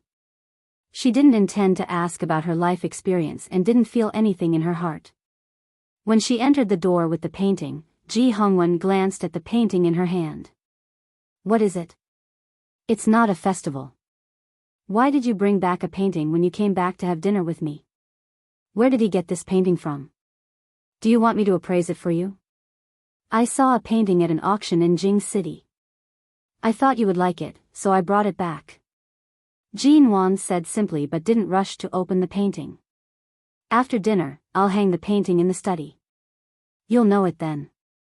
Seeing her meaningful look, Ji Hongwen stared at the painting in her hand for a long time, thought about it, didn't say much, and ordered someone to prepare dinner. Chapter 6:14. What partner? Back then, your Auntie Shin took advantage of the fact that I was drunk and had sex with me. Later, I also thought the same as you. I needed someone by my side, so I married her. In the end, look at what happened. Ji Hongwen poured wine into his glass and said, a few days ago, when you were not here, Shinharu came back to make a scene several times. She said that after working hard for the Ji family for so many years, she was driven out without taking a penny with her. She even said that she would file a lawsuit. If the Ji family doesn't give her hundreds of millions or billions of dollars, she won't give up. Jin Wan's face turned cold. With the slow-acting poison she gave you, I can send the drug test records to the court. It'll be enough to make her suffer. How dare she file a lawsuit? Doesn't Xing Yihan care about her now? I don't know. The power of the Xing family is in Xing Yihan's hands. Although he hasn't severed his mother-son relationship with your Auntie Shen, he doesn't care about family affection. He probably doesn't communicate much with his son. Shenharu is clearly living a good life now, but she still comes to the Ji family to make trouble. She kept clamoring to see me and talk to me face to face. I ignored her and asked the security guards to drive her away. Speaking of this, Ji Hongwen let out a long sigh. I don't know why I brought such a woman into the family. How great is it now? When I miss the kids, I just need to give you a call, and you can come back. When I want to be free, no one can control me, and I can drink whenever I want. In the past, I didn't even dare to put my arms around a woman's waist when I went out to socialize. Now, at least my life in the middle and late years is more comfortable. Jin Wan pursed her lips, but then she thought that Ji Hongwen was only in his 50s. It was normal for him to live a better life. Even if there weren't many people in the Ji family, she still had to live a better life. Besides, Ji Hongwen was the pillar of the Ji Corporation. She had so many social engagements now, not to mention an old fox in the business circle like him. His life outside was probably much better than hers. Every day, she worried that Ji Hongwen would be lonely at home. Now that she thought about it, she really thought too much. He helped raise someone else's daughter for so many years without any regrets. He couldn't live so hard all the time. He should enjoy life. After dinner, Jin Wan went straight to the study. When he hung Zhang Daqian's peach blossom painting back to its original position, he stood in front of the painting and looked at it for a long time until the door to the study opened and Ji Hongwen walked in. When he saw the painting, his eyes paused for a moment before he suddenly turned back to look at it again. This is the painting you brought back from Jing City? Ji Hongwen asked as he walked over. His eyes were fixed on the painting. Clearly, he was more touched than Jin Wan. Yes, after all, I saw it at home when I was young. At that time, my mother often carried me back and forth in your study. This is the painting that left the deepest impression on me. When I saw it in Beijing, I wanted to take it back and hang it here. I reluctantly let go of this painting in the past, and I've regretted it for many years. I didn't expect to be able to hang it here in my lifetime. Ji Hongwen looked at it for a while, then smiled and said, "Girl, this thing isn't cheap now, is it?" "Not bad," Jin Wan said meaningfully. Anyway, she didn't pay for this painting. Seeing that Ji Hongwen had been looking at the paintings, she guessed that he had something on his mind because of these paintings. She stayed in the study for a while and then went out. She didn't plan to stay at the Ji family tonight and wanted to go back to Yuehu Bay to rest for a few days. Before leaving, Jin Wan chatted with Auntie Qin in the living room downstairs for a while. When she was about to leave, Ji Hongwen came downstairs. Seeing Jin Wan hadn't left, he said in a low voice, "Wan, come up. Dad wants to talk to you about something." Jin Wan paused and looked up at him. Ji Hongwen turned around and went up first. Vaguely, Jinwan felt that what Ji Hongwen was going to talk to her about was not a trivial matter, so she thought about it and followed him upstairs. When she returned to the study, Ji Hongwen saw that she had closed the door, looked back at her, and said, "In fact, you have always wanted to know about your mother, but because I never mentioned it, you never mentioned it. But today, seeing this painting you brought back, I realized that although you were very young when your mother left, it doesn't mean that you don't care about the relationship between mother and daughter, and it doesn't mean that you really don't want to know where your roots are." Jinwan looked at him calmly. "Dad, it's true that this painting reminds me of my childhood, so I want to hang it in the original place. I don't have any other thoughts." "Really?" Ji Hongwen looked at her, smiled meaningfully, and sighed with a smile. "I don't want to mention your family background. After all, it's not a happy past for me, your mother, and that person, and there are too many grudges between us. I don't want to mention it. Do you really want to be kept in the dark for the rest of your life? If this is your choice, of course, I won't say more, and I don't want to say more." Jinwan didn't speak again. Ji Hongwen understood her silence and sighed. "During this period of time, I've also heard some news. You've had some dealings with the Shao family. With your acuity, I'm sure you'll be able to detect some things even if I don't say it." There was something that seemed to be hidden under such a thin layer of paper. Jinwan looked calm, but in her heart, countless waves were surging.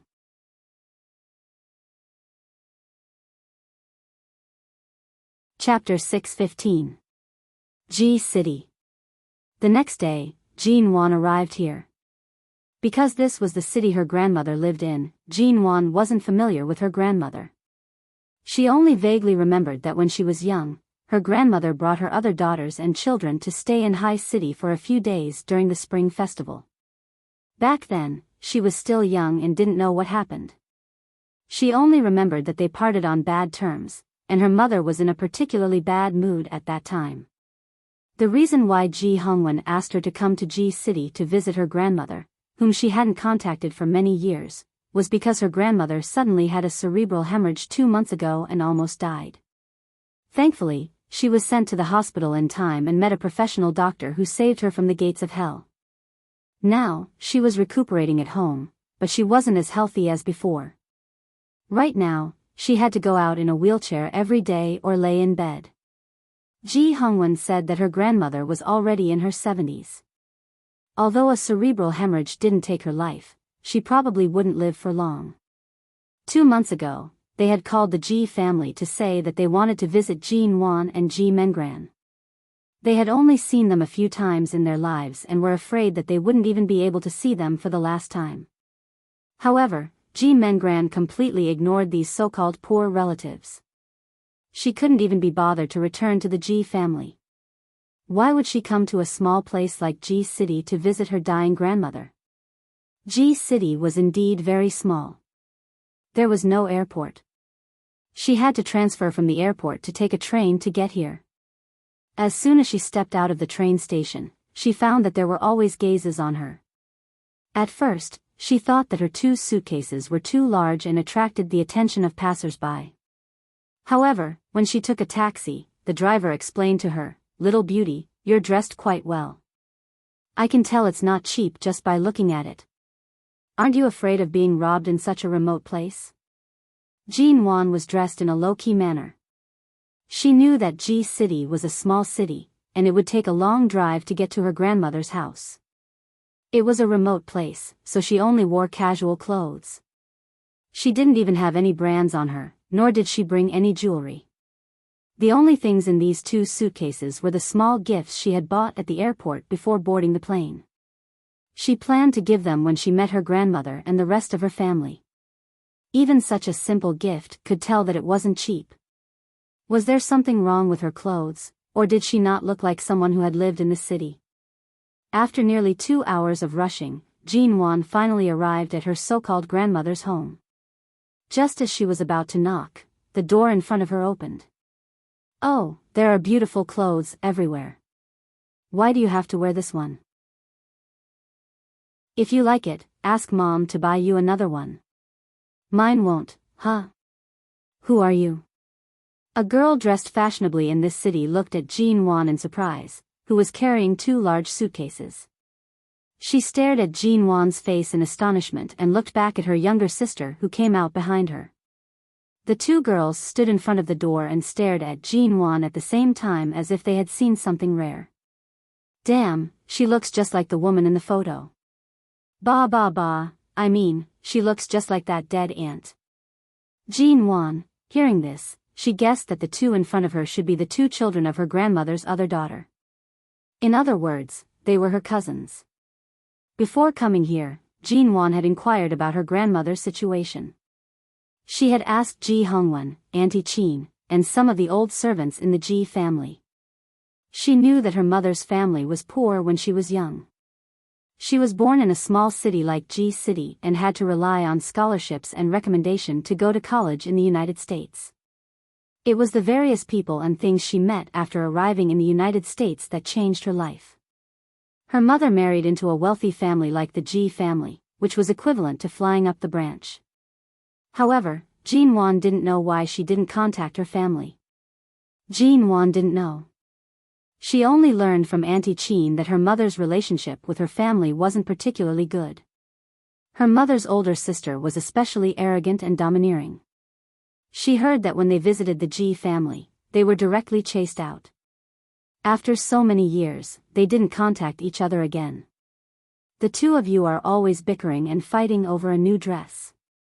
You're already in your 20s. Do you think your little girl's fighting over sweets or something? A woman's dissatisfied voice came from the door. After a while, a woman who appeared to be in her 50s walked out. When she saw Jean Wan, she looked her up and down strangely. She stared at her face for a moment and then looked at her clothes. She seemed to have recalled something, but her tone was unfamiliar and rude. You're from High City's Ji family? Jean Wan nodded. Hello. The woman in her 50s raised her brows. Are you Ji Mengran or Jean Wan? Jean Wan. Wow. Before the middle-aged woman could speak, the 2 girls suddenly surrounded her. Cousin, hello. I'm Song Sisi, and this is my younger sister, Song Kiki. I've long heard grandmother mention you. Are you really from High City? Aren't there many tall buildings in High City? I heard that trains can even travel in the sky. Jean Wan, she really wanted to say that it wasn't trains in the sky but light rail. It was only on the flyovers and higher tracks in High City. However, Jean Wan looked at these 2 cousins who were not much younger than her but appeared so innocent. She did not say much and only smiled and greeted them. The 2 little cousins first pulled Jean Wan into the door and then helped to carry the suitcase in Jean Wan's hand. Anyway, the suitcase was full of gifts for them, so Jean Wan just let them take it. When she turned to look at the middle-aged woman inside, the woman just glanced at her indifferently and then called back, "Old lady, Jean Wan is here." Then she saw an old woman in her 70s or 80s come out of the door in a wheelchair. She looked surprised, and then the middle-aged woman next to her complained, "Why didn't you tell me in advance that you were coming back? Are you Nuan Wan?" The old woman looked at Jean Wan with emotion. Jean Wan smiled and nodded. "Hello, are you grandmother?" The old woman nodded. Jean Wan did not say more. Anyway, she had already called them grandmother. She heard that their relationship with her mother was not particularly good, so there was no need for her to be too friendly. If Ji Hongwen hadn't specifically said that she might not even be able to see her for the last time, she might not have come to Ji City.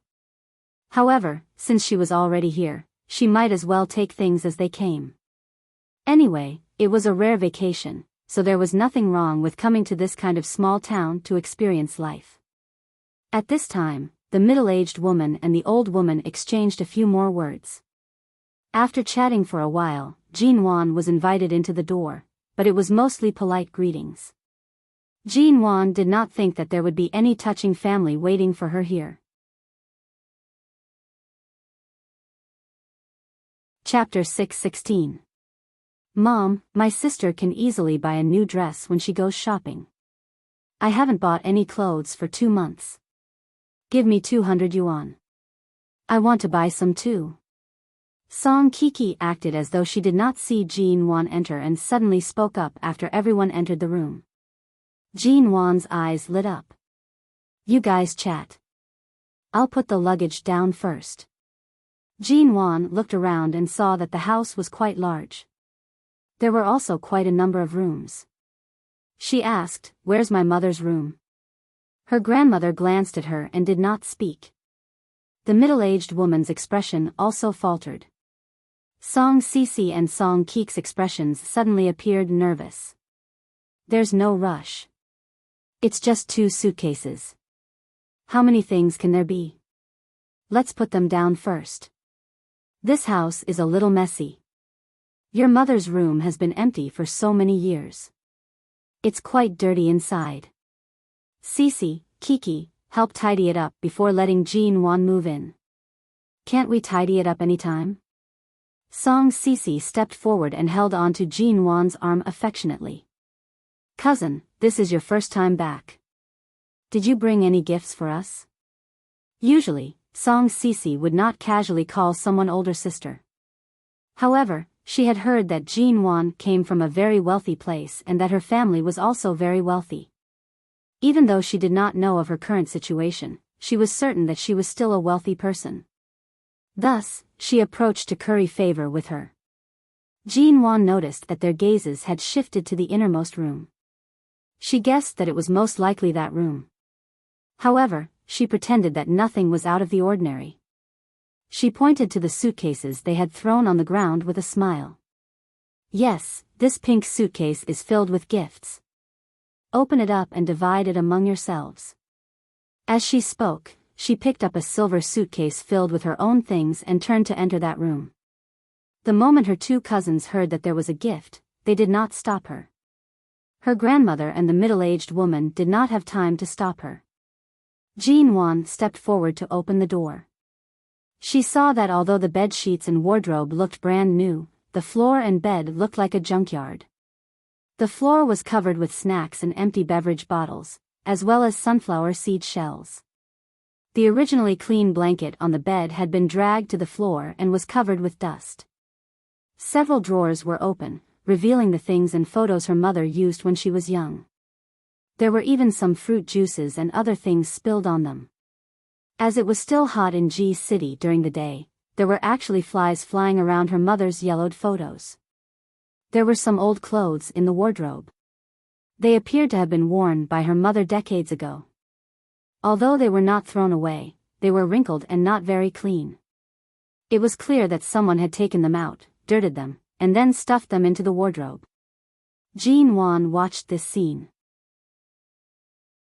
When she turned back, she saw that Song Sisi and Song Kiki were still excitedly studying the password on the suitcase. After a long time, they could not open it. Her grandmother's gaze was slightly embarrassed. The middle-aged woman, who Jean Wan should be addressing as aunt, raised her hand to touch her ear.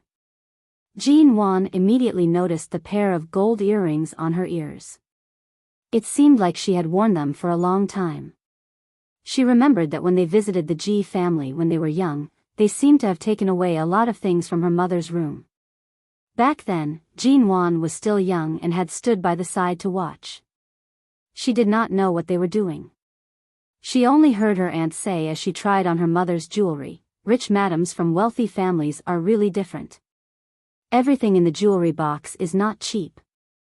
Those diamonds and pearls aren't even worth their value. These gold and silver jewelry can still be worth some money." The so-called aunt could tell what Jean Wan was thinking. She pointed to the room and said, "Hey, Sisi and Kiki usually don't stay here. However, whenever the 2 sisters quarrel, they don't stay together. Every time Kiki is born, she would run over to her aunt's room to stay. That's why I changed the wardrobe and bed, but your mother's things are still inside. We haven't touched them." Hearing this, Song Kiki turned to see that Jean Wan's expression was not right. She rushed to stand up. "Cousin, I'll clean it up in a while. I promise I'll clean it up. Is there no other room in the house? Can't I stay in another room when I'm angry?" Jean Wan asked expressionlessly. The other rooms are all hard beds. It's not comfortable to stay in. Furthermore, the heater isn't good when the weather is cold. Auntie's room has the best heater. Song Kiki pouted, cousin, I don't have any other place to sleep. Don't be so petty. The problem was that Jean Wan came here for her mother. What should she think when she saw such a scene? Could it be that she couldn't stay in her mother's room? Cousin, don't be angry. I'll pack up my things right now. Song Kiki leaned forward again. However, even after saying this twice, she did not seem to have any intention of packing up. Instead, she tugged on Jean Wan's arm to ask, cousin, why can't you unlock the password for your luggage? Jean Wan had rushed here from High City. She had traveled by plane, train, and taxi for an entire day.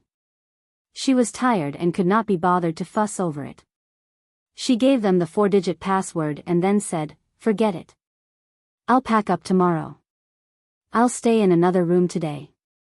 The moment she finished speaking, her 2 cousins, grandmother, and big aunt all revealed satisfied expressions. Jean Wan carried her luggage and turned to find a room. Song Cici and Song Kiki had already opened up their luggage and cried out in surprise. At this moment, Song Cici suddenly stood up to help Jean Wan carry her luggage. She snatched it over and said, cousin, you're really rich. Are all these gifts for us? What are you carrying here? The clothes you're wearing are really beautiful. Are there any other beautiful clothes in this silver luggage?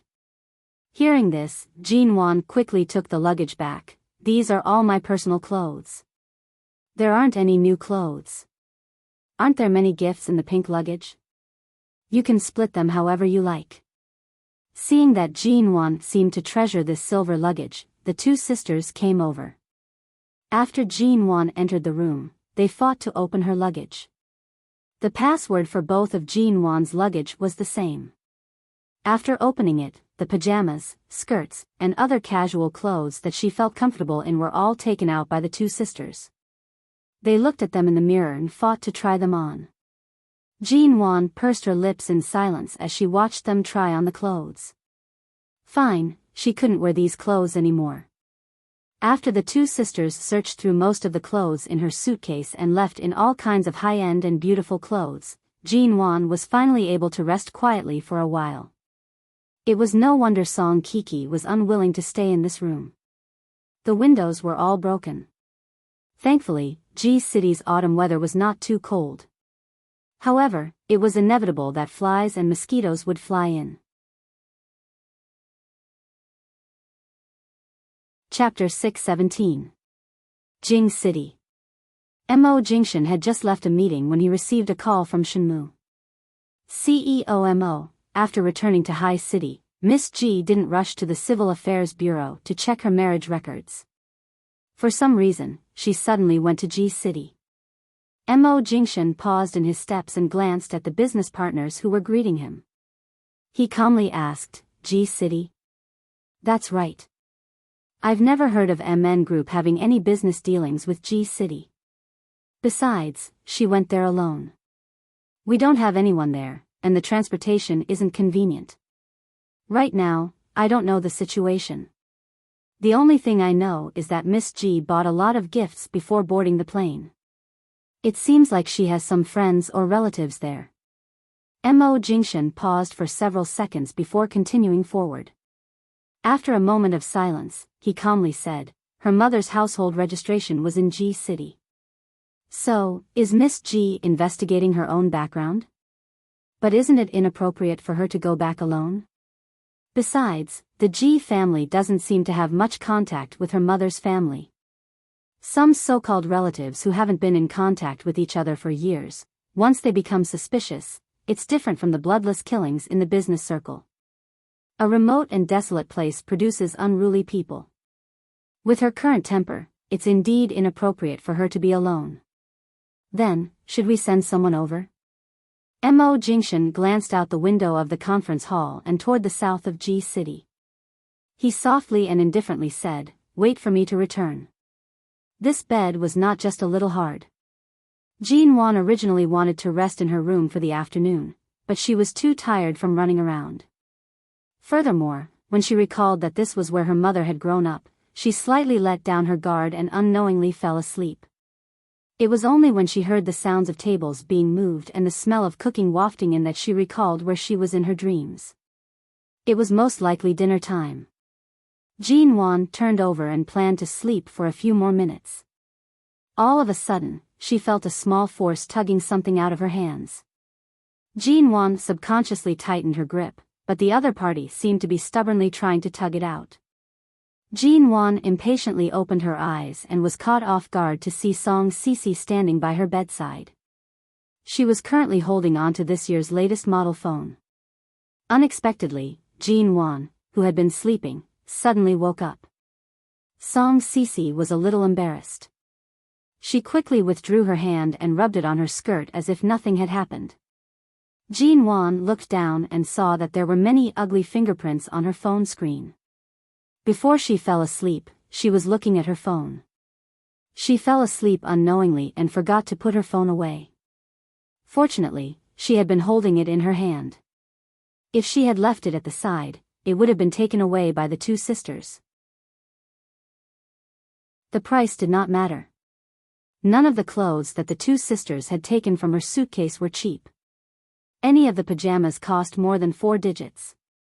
However, there was a lot of information on the phone and computer, as well as the contact list of work contacts. This was the bottom line. "Cousin, you're awake?" Song Sisi purposely asked. Her gaze sneaked several glances at Jean Wan's phone. That was the latest model of this year's phone. It seemed to have just been released and was rumored to cost nearly 10,000 yuan. Jean Wan calmly stood up, her expression indifferent. "Mom and Grandma asked me to wake you up for dinner." "All right." Jean Wan glanced at the door. It seemed like she had to think of a way to lock the door if she stayed here for the next 2 days. Otherwise, she would not be able to sleep well. "Cousin, do you usually sleep in the afternoon? Is it like being a rich young lady in a rich family, where you don't have to do any work and only have to eat, sleep, and buy things every day? I heard that Haicheng's Ji family is one of the 4 largest families in Haicheng. They have so much money that they can't even finish spending it. A young lady from such a wealthy family would have at least hundreds of thousands of yuan in pocket money every month, or even more. Cousin, that phone of yours is really nice. It's the latest model, isn't it? You shouldn't have only bought one, right? Did you buy a few more to bring back?" Jean Wan adjusted her clothes while listening to Song Sisi's barrage of questions.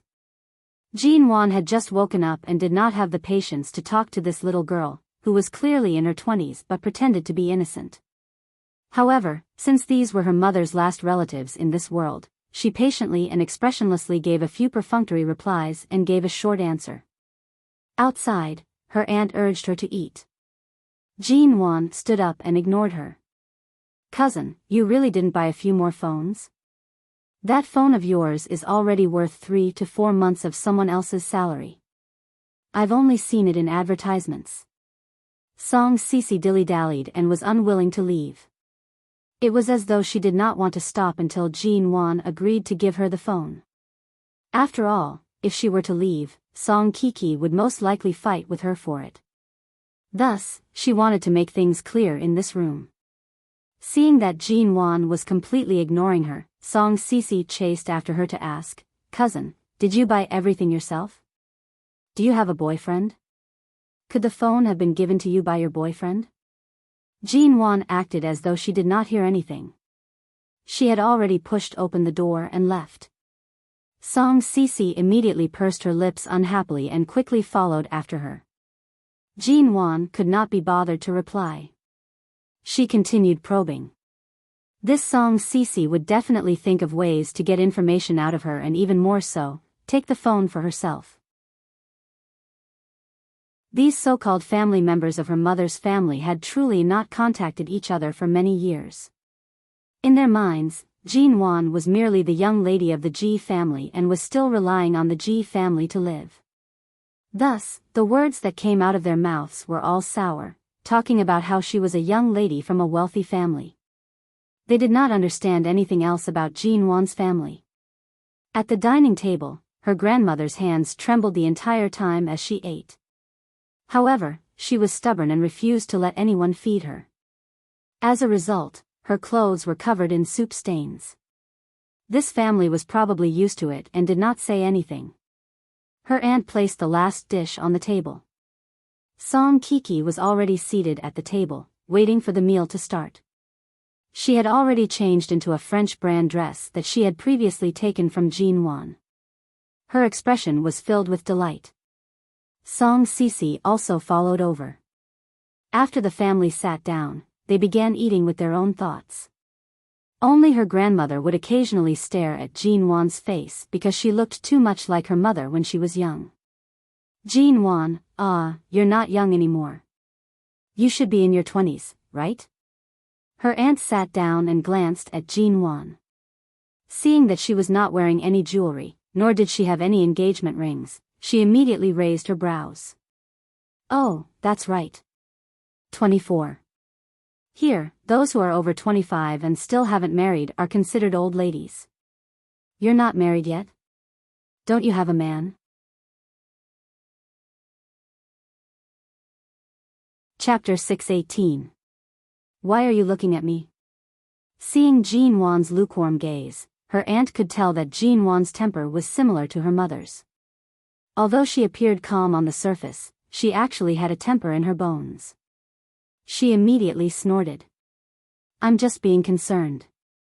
After all, for people like you who come from wealthy families, even if no one really likes you, for the sake of money and marriage, you'll most likely be able to get married. It's just that I don't know what kind of person you'll end up marrying. Speaking up to this point, First Aunt sighed again. I've heard that in the marriages between rich and powerful families, many young ladies are married to old men with big bellies and bald heads. When I think about how you might live such a life in the future, I also feel sorry for your mother. Aunt, you must have watched too many bitter TV dramas. Usually, only these kinds of inferior TV dramas would produce such plots of people hating the rich. The daughters of wealthy families all have miserable marriages, and the descendants of wealthy families never have good endings. After all, such plots are mostly used to satisfy the mentality of ordinary people at the bottom of society. That's why there's no lack of brainwashed directors who produce such things and broadcast them to brainwash people. Jean Wan calmly ate as she calmly said, but in reality, I believe that when Aunt visited the Ji family many years ago, you should have seen it before. Her aunt's expression immediately froze because of Jean Wan's clear praise and hidden criticism. Back then, when they visited the Ji family, they had naturally seen a true wealthy family. Although it was not as exaggerated as those portrayed in TV dramas, it was truly a wealthy family. The people living in that kind of place, regardless of whether it was money, background, or even character, they could not compare to them. Indeed, there were no rotten old men. At that time, they had also met some of the relatives and friends who interacted with the Ji family. Those people's children were all well-educated. Aside from some who were spoiled and willful, most of them were well-educated. They were not people ordinary people could compare to. Her aunt held her shoulders, suppressing her anger with a smile. That's true. Marrying a rotten old man is indeed too unrealistic. After all, your looks are still passable. At the very least, you'll be able to marry a rich family's playboy. Jean Wan didn't answer. Anyway, no matter what she said, this aunt could find something to comfort her own unbalanced heart. Although this was a small city, fortunately, Jean Wan was used to these home-cooked meals. Except for her grandmother who couldn't eat well because of her health, the tableware was clean. While eating, Jean Wan wanted to take away her mother's things as soon as possible and leave as soon as possible. There was no need to stay here for too long. At this moment, her grandmother spoke up. Jean Wan, if you're free in the future, come back to Ji City more often. If you need anything, we can help you. Hearing her grandmother's words, Jean Wan just listened. What could she possibly need their help with? First Aunt suddenly chimed in. Cece and Kiki will be graduating from university in 2 years. By then, they'll definitely need to spend a lot of money to find a job. If you're well off, why don't you leave some money for them this time? Consider it as helping your 2 cousins. Mom, after we graduate, we'll need to change into more presentable clothes and necessities when we find a job or something, Song Cece interjected. That's right, Jean Wan. In any case, you don't lack money. The gifts you bought this time shouldn't be cheap. There's no need to be so wasteful. Why don't you just give them cash? Speaking up to here, her aunt paused. It's not much. For your 2 cousins, 100,000 yuan each is enough. Leave us 200,000 before you leave. What do you think? If there's anything we need in the future, we'll call you again. The moment Song Cece and Song Kiki heard 200,000 yuan, their eyes lit up. They exchanged glances and gently pushed each other. The 2 of them joked around for a while, clearly secretly delighted. Her grandmother nodded. That's right. After all, we're the only relatives left in your mother. Your aunt isn't an outsider either. We should help each other out. Jean Wan, you've been living in a big city and have seen many people. If you meet any men with good family backgrounds, don't forget to introduce them to Cece and Kiki. The people cousin knows must all be rich people. Song Kiki placed her bowl and chopsticks down. By the way, I didn't dare to touch them earlier. I saw an especially expensive laptop in cousin's luggage. Sister, we'll be lacking a laptop when we're staying at school, right? The moment Song Kiki finished speaking, everyone's gaze focused on Jean Wan. Jean Wan's gaze was indifferent. She did not meet their gazes at all. She naturally curved her lips and smiled mildly. I came all the way to G City and even brought my laptop with me. There must be something important that I need to do. There's work information inside, and it's all quite important. The moment she heard these words, Song Kiki, who was originally excited that she would agree to it, immediately fell. Her aunt glanced at her again. You have a job. Jean Wan also glanced at her. You know that I'm not young anymore. Is it strange to have a job? Not only did she have a job, it was a job worth tens of billions. However, she could not say it here. Otherwise, this family might think of a way to drink her blood. 200,000 yuan. If her mother did not intend to help this so-called family back then, Jean Wan would now understand why her mother was not close to her family. Since her mother had never helped them, there was no way she would satisfy their request of 200,000 yuan. Let alone 200,000 yuan, she would not even give them 20,000 yuan. After all, if this matter started, they would ask for money endlessly in the future. Did these people treat her as an ATM? Even if she gave 200,000 yuan to a beggar, they would not stay here. Her aunt wanted to say something, and her 2 cousins also wanted to say something. However, Jean Wan did not respond at all and focused on eating. The atmosphere at the dining table became slightly awkward. Of course, the one feeling awkward was not Jean Wan, but the others who clearly wanted to speak but were ignored time and time again. In the end, the meal was tasteless. Jean Wan, on the other hand, was full. She stood up and went to her mother's room. She saw that it was still as messy as before. Song Kiki said that she would tidy it up, but in reality, she had no intention of giving up the room. How could she possibly tidy it up? Seeing that Jean Wan had entered the room to tidy up and even brought out her mother's yellowed photos, Song Kiki gave Song Cece a look. The 2 sisters stood up and left. Chapter 619. The 2 sisters held on to their phones and looked at the report on Jean Wan's ranking on Forbes this year. However, they could only see a photo from an interview. The person smiling calmly in the photo did look similar to Jean Wan, but the report was written in English. Even the name was the English name Jean Wan used when she was in London. They could not understand what was written and could only stare at the photo for a long time. Song Kiki said, in the afternoon, I didn't know which website I clicked on, but a page suddenly popped up and saw this small photo hanging in the corner. When I clicked on it, I didn't expect it to be such a large report. Do you think the person in this photo is Jean Wan? Song Cici stared at it for a long time. She felt that although the photos looked very similar, any random photo had been photoshopped. It was too bright, and she could only make out about 70 to 80% of their faces. Furthermore, all the beauties looked the same. Perhaps it was just that they looked similar. She pointed to the English words on the photo. Although I don't know much about the others, you should at least know about London's Forbes ranking, right? Otherwise, she wouldn't have gone to school for so many years. Looking at these words, I think it's an interview with a female entrepreneur in London. Why would a rich young lady like Jean Wan run to London instead of enjoying her life in High City? Isn't she always in High City?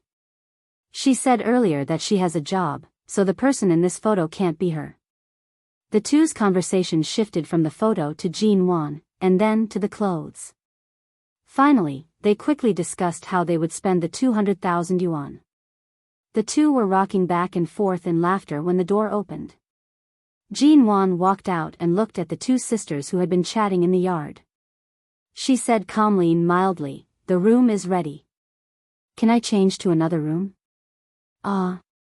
Song Kiki was stunned. She subconsciously looked toward Song Cici. Song Cici stepped forward.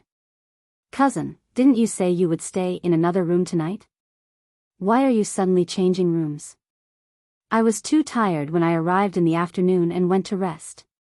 "Didn't Kiki say she was going to tidy up?"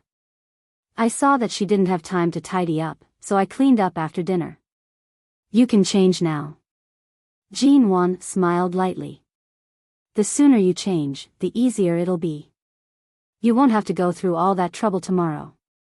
Song Cici and Song Kiki, "But, my things are still here," Jean Wan interrupted Song Kiki's words. "I've tidied everything up for you. There are only a few clothes on the bed, as well as your blanket, phone charger, and the like. I've helped you fold them neatly. In a while, you can bring them back to Cici's room or to another room. After all, that used to be my mother's room. Since I'm back, it's only right for me to stay there. But it's already so late, and I'm still hugging my blanket and changing rooms, that's too, it's okay. Let Cici help you. It'll be quick. Then where should I sleep? Cici's room is cramped. After we grew up, we rarely stayed together. After all, the bed wasn't that big. Ask your mother to arrange another room for you.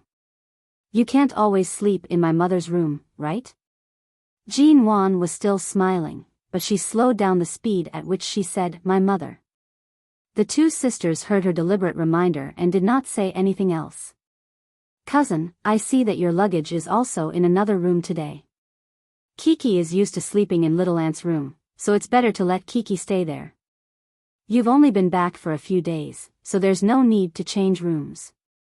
Song Cici said. "No." Jean Wan straightforwardly rejected. "I need time to tidy up my mother's belongings. Kiki will always be staying there, and it won't be convenient for me to tidy up. What if she loses a phone charger and asks me to compensate for her phone?" "Ha, cousin, you really know how to joke. Why would I ask you to compensate for my phone?" Song Kiki and Song Cici exchanged glances. Their expressions were slightly awkward. Actually, they had thought of this method before. Jean Wan could not even be bothered to continue arguing with them. She turned around and brought her luggage into her mother's room. Seeing that they were relatives, Jean Wan could still tolerate them a little. However, now that she saw how vile this family was, she naturally could not take another step back. Seeing that she was so insistent, Song Kiki could only leave.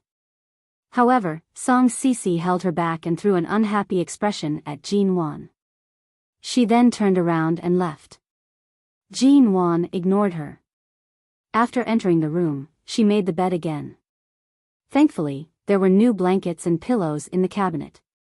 Although she did not know how long they had been in the cabinet, they still looked relatively clean. Previously, Song Kiki had most likely treated this room as a game room. Aside from Song Kiki staying here, it was likely that she had played here with her classmates and friends. Every time Jean Wan swept the floor, she would find some things under the cabinets. There were even some old playing cards. Although her mother had passed away many years ago, there were so many rooms that could have been used. Yet, they had to choose this room. She did not know what intentions they had. It was clear that they did not have the slightest bit of respect for their deceased aunt. Thankfully, this room was separate. Aside from a small door inside, there was also a main door that led to the courtyard. Jean Wan directly locked the small door from the inside.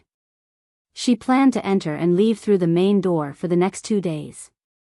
However, because Jean Wan had forcefully changed rooms and cleaned up her mother's things one by one, Jean Wan was even more disliked in the eyes of this family. She did not know what her aunt had secretly said to her grandmother. The next morning, when her grandmother saw that Jean Wan had just woken up and was about to get some water to wash up, her gaze was not as happy. During breakfast, she heard her aunt discussing with her grandmother about repairing the room with the broken window. They wanted to fix the window as well to prevent Song Kiki from feeling uncomfortable. The moment her grandmother heard that her granddaughter was uncomfortable and was chased to that room by Jean Wan, she immediately maneuvered her wheelchair back to her room. She took out 5 not-so-new 100 yuan bills from her piggy bank and handed them to her aunt, asking her to fix it. Yesterday afternoon, when Jean Wan was sleeping there, this family did not take the initiative to fix it. They were all granddaughters, but this treatment, heh. Jean Wan's impression of her mother when she was young was that she was a talented, beautiful, and opinionated woman. She was born into such a family and environment, yet she was able to study abroad with her scholarship. This meant that her mother was indeed impressive. At the very least, she did not suffer much because of such a family environment. Instead, she knew how to fly out of this place.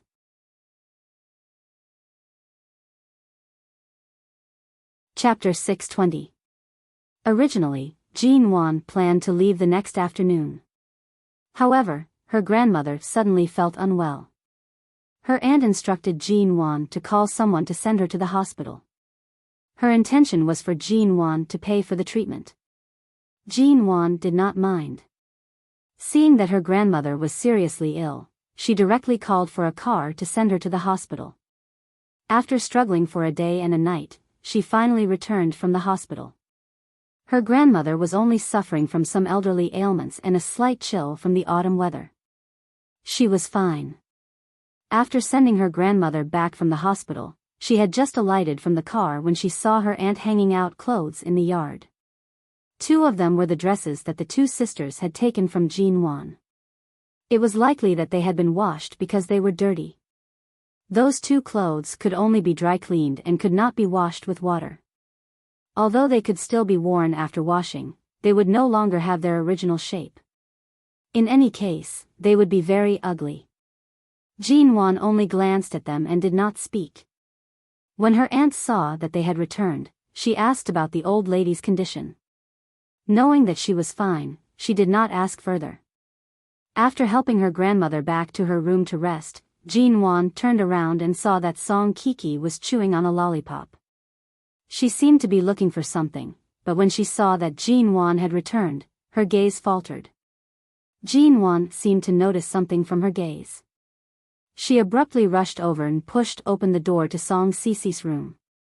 As expected, she saw that Song Kisi had placed Jean Wan's laptop on her desk. However, Jean Wan's work computer had a password. The 2 sisters had not been able to figure out the password and had even spilled water on the keyboard. The moment Jean Wan saw the darkened screen and the water stains on the keyboard, her temples began to thump. Cousin. Seeing that Jean Wan's expression was not good, Song Kiki stood by the door and did not dare to speak.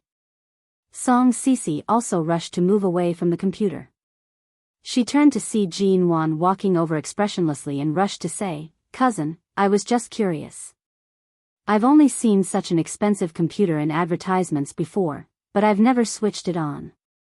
We didn't see your work documents either. But this water. I really didn't mean to spill it.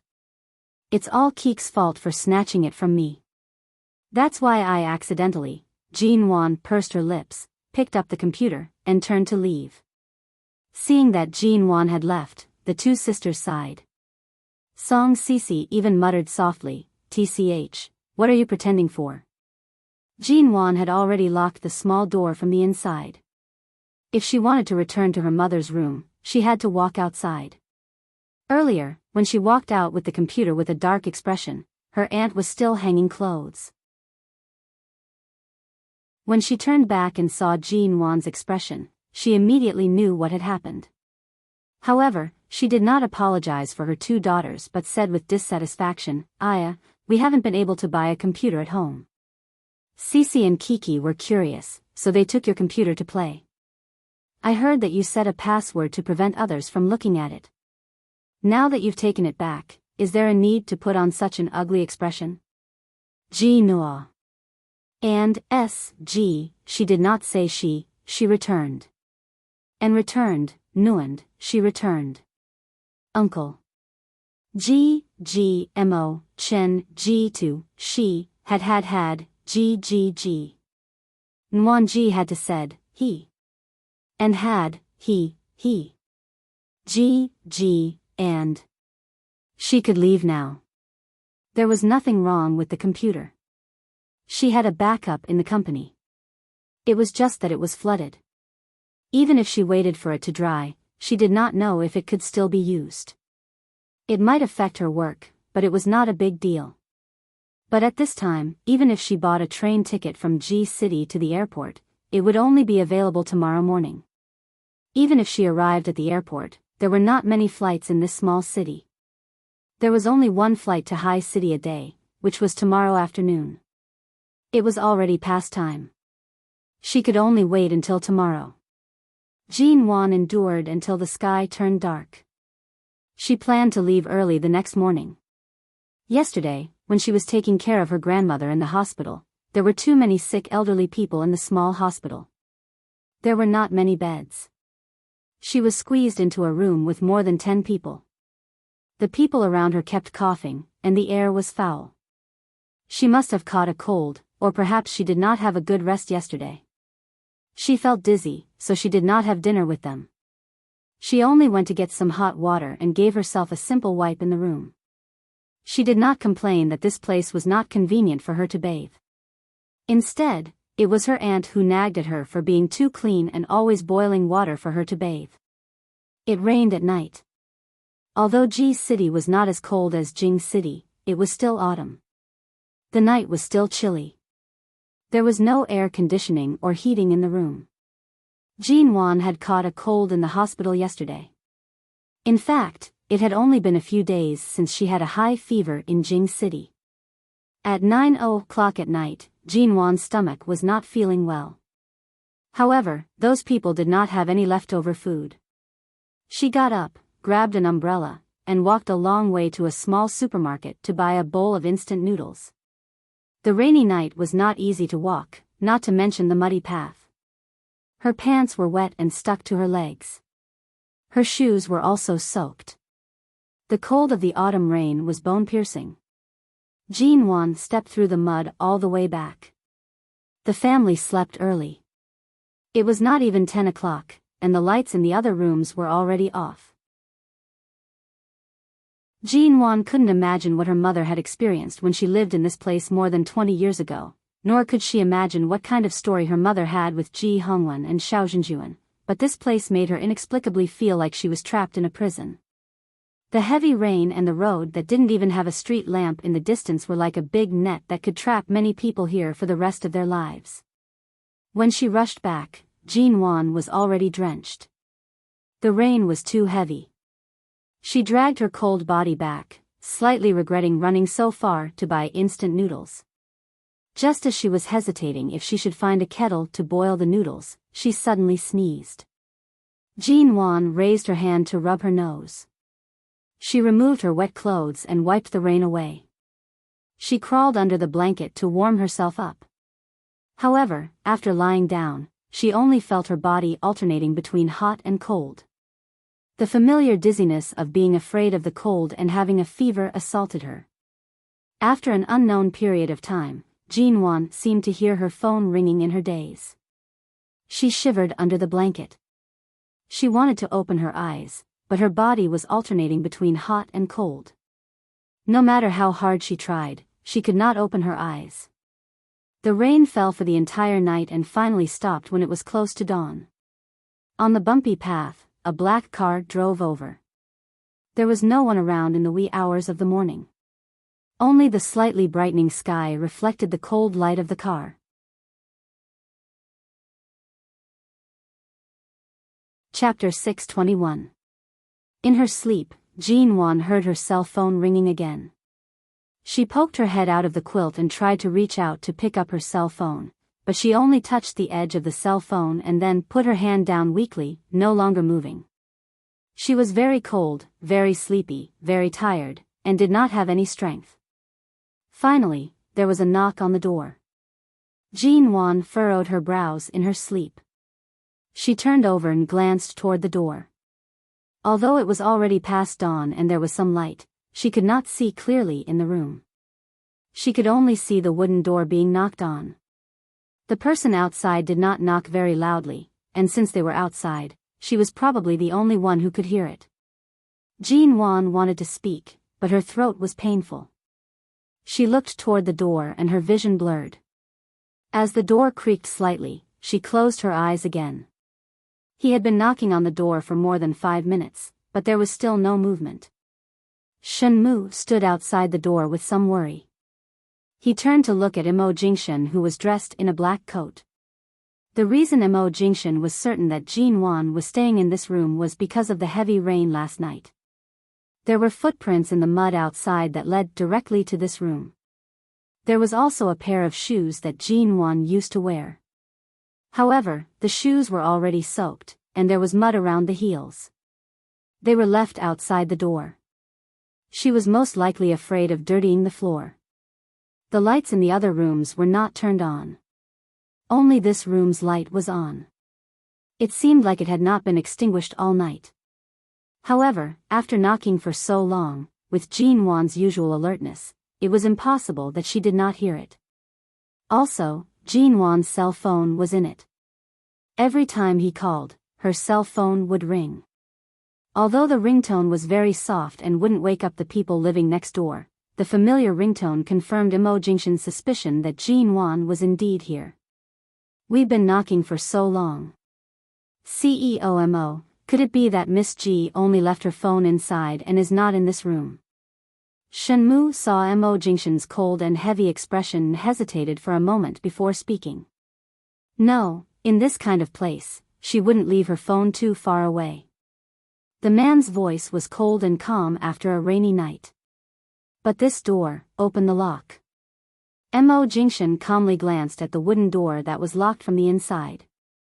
Shenmu hesitated for a moment before turning around to look for something to pry open the door. They definitely wouldn't be able to find a locksmith in this place, and it would be too late to call the police now. Furthermore, in this kind of place, each family's yard was next to each other. If they were to openly open the door and enter, it would only arouse the suspicion of the surrounding neighbors and family members. It would also cause a lot of trouble, and at that time, it would probably affect Miss G badly. But this lock, this kind of door, was indeed not as difficult to open as the security doors outside, but Shenmu really did not have any experience in picking locks. He found 2 iron wires and a thin wooden board, and after looking at the door for a long time, he tried to use the iron wire to look for the lock position.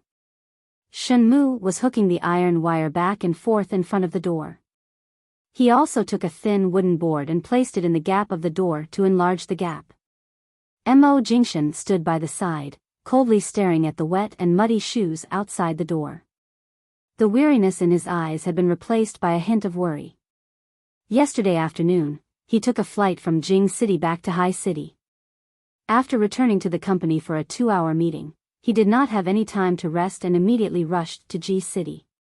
There was only 1 flight a day from Hai City to G City. Even if they were to rush to the airport and wait for the boarding time, the fastest speed they could reach by car was only 2 hours. Thus, they decided to drive overnight from High City. Jean Wan was not stubborn about her birth. This time, she suddenly came to G City. It was likely that Ji Hongwen had said something to her. Otherwise, she would not have suddenly come to such a place. For a wooden door in such a small place, the lock on the inside could be considered easy to open. However, due to the iron wire being hooked back and forth, there would still be some slight movements. If it wasn't for the fact that the person inside was not alert, they would have long woken up. The sound of the lock being unlocked came from the inside. Shenmu released a long breath. It seemed like if he wanted to change careers in the future, there might be a place for him in the locksmith industry. CEO Shenmu pulled out the iron wire, turning back to look at Mo Jingshan. The man's gaze finally landed on the pair of muddy shoes. He directly pushed the door open and quickly stepped in. Shenmu did not dare to enter. After all, if Jean Wan was really sleeping inside, it would definitely be inconvenient for him to enter. Thus, he very consciously waited outside the door while glancing around. The sky had yet to fully brighten, and most of the people here were still asleep. The light in the room was emitted from an old, yellow light bulb. It was not very bright, but at least he could see clearly.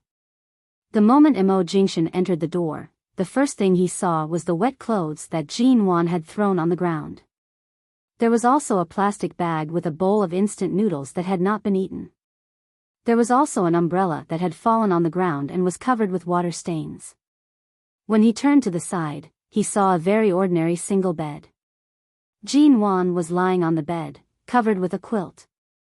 She lay there motionlessly, with only one bare, white arm stretched out and landing by her phone. She did not have time to retract it, but maintained this position. Her brows seemed to be furrowed due to discomfort, and her cheeks were red. It was very similar to how she looked, and she had a high fever all night in Jing City. Mo Jingshan approached the bed and placed his hand on Jean Wan's forehead. As expected, it was very hot. Every year from summer to autumn, she had to pay special attention to her body temperature. Her body was afraid of the cold, and her old illness of catching a cold and having a fever had not been cured. In the past few months, the weather in China was already hot, but in just a few days, she actually had a fever several times. Mo Jingshan could not help but wonder how she had managed to survive in London for 3 years when the temperature was constantly maintained. Jean Wan.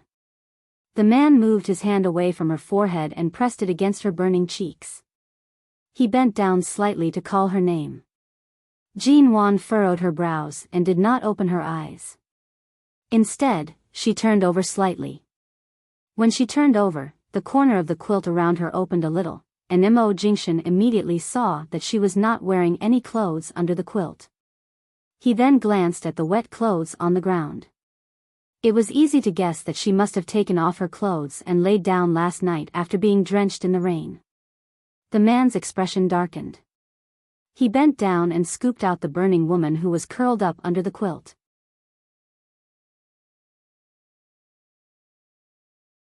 Chapter 622. Mo Jingshan's expression turned even uglier. He removed his black coat and wrapped it around the scorching and naked woman. At the same time, he instructed Shenmu, who was waiting by the door, "Shenmu, go to the car and bring a thin blanket over."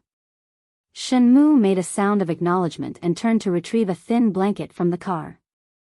This was the air conditioning blanket in the car. It was rarely used, but right now, it could be put to good use. When he entered, Jean Wan was currently in Mo Jingshan's arms. Her eyes were closed, and she appeared to be unconscious. She was wrapped in a black coat, and there was nothing that should not be seen. However, Shenmu still handed the blanket over and turned to quickly leave. Mo Jingshan used the thin blanket to wrap Jean Wan's body from top to bottom. He then wrapped the coat around her and directly carried her by the waist, walking out. It was no longer raining outside, but the roads were still muddy. When Mo Jingshan carried the person in his arms to the car, Shenmu reached out to open the car door. Mo Jingshan carried her into the back seat. At the same time, he did not intend to put her down. He calmly instructed, to the hospital. G City was a very small city. It was difficult to find a hospital with a good environment. Furthermore, ever since Jin Wan was carried out, she had been unconscious. Shenmu turned on the GPS and passed by a nearby hospital. It was the same hospital that Jin Wan had previously accompanied her grandmother to see a doctor. After taking a look, he felt that the environment was too bad and quickly drove past it. He headed for the largest hospital in G City 10 kilometers away. The sky had just brightened, and there were not many people outside the hospital. The doctor on duty on the first floor of the hospital had just walked out when he suddenly saw a luxury car parked in front of the hospital. The back door of the car opened, and a tall man carried a woman out. The woman was wrapped in a blanket and a black coat, and her face could not be seen clearly. However, the man's face was so cold that it seemed as if ice could form on it. "Emergency, call the doctor." Shenmu hurriedly followed after parking the car. When Mo Jingshan carried Jin Wan in, he turned to speak to the doctor who was standing outside in a daze. The doctor finally reacted and rushed to follow them to the emergency hall. Jin Wan had been sleeping the entire time. It was only when the needle was pricked on the back of her hand that she opened her eyes due to the faint pain. However, she only opened her eyes a little, and her gaze was somewhat dazed and blurry. She could vaguely hear someone saying, "Virus flu." Did the patient come into contact with an unhygienic environment with a large number of flu germs these days? Her body's immune system isn't very good. She caught a cold at the same time, so it's inevitable that she would suddenly have a high fever. Who's talking? Who has a fever? Is she? How could he have a fever again? Before she could figure it out, Jin Wan's consciousness gradually sank into the darkness again. She slept for a long time and had a dream. She actually dreamed of Mo Jingshan. She was in G City. How could there be Mo Jingshan? Why did she dream of him for no reason? In her dream, Mo Jingshan sat by the bedside. He picked up the cotton swab the doctor brought over, dipped it in water, and placed it on her dry, white lips to moisten them. Mo Jingshan's complexion was not very good. Especially when the doctor came in to take her temperature once more and discovered that her fever had not subsided, his complexion could no longer be described as ugly. Jin Wan thought that she was dreaming, alternating between waking and sleeping. This hospital was G City's top A hospital, and the doctor's skills were not bad. Based on her current condition, they could not torture her too much. They could only give her an injection here to reduce her fever and could not move her elsewhere. She could not endure such torment. The woman's hand was pricked with a needle, and there was an IV drip by the bedside. Occasionally, she would furrow her brows and moan uncomfortably. It seemed like she was trying to wake up but was unable to wake up. Shenmu went to buy some porridge. By the time he returned, it was already past 10 in the morning. Jin Wan had not woken up and was still sleeping. Mo Jingshan had already changed into clean clothes. They were made of warm and soft material. This was a hospital gown, and Mo Jingshan did not plan on letting Jin Wan wear it. "CEO Mo, I've bought the porridge, but I'm afraid Miss G won't be able to drink it right now." "Put it down first." Shenmu did not say more. He walked over to put the porridge down and carefully opened the lid. He placed the clean disposable spoon by the side.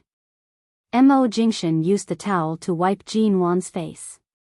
His hand once again touched her forehead and cheeks. She had always been like this.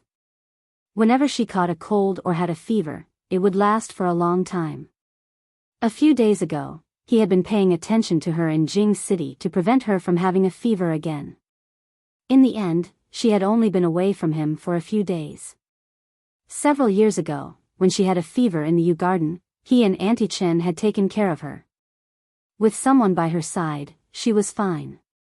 However, last night, this woman had a high fever in her room, and no one cared about her. If he had not rushed over in time, she most likely would have developed pneumonia in such a place.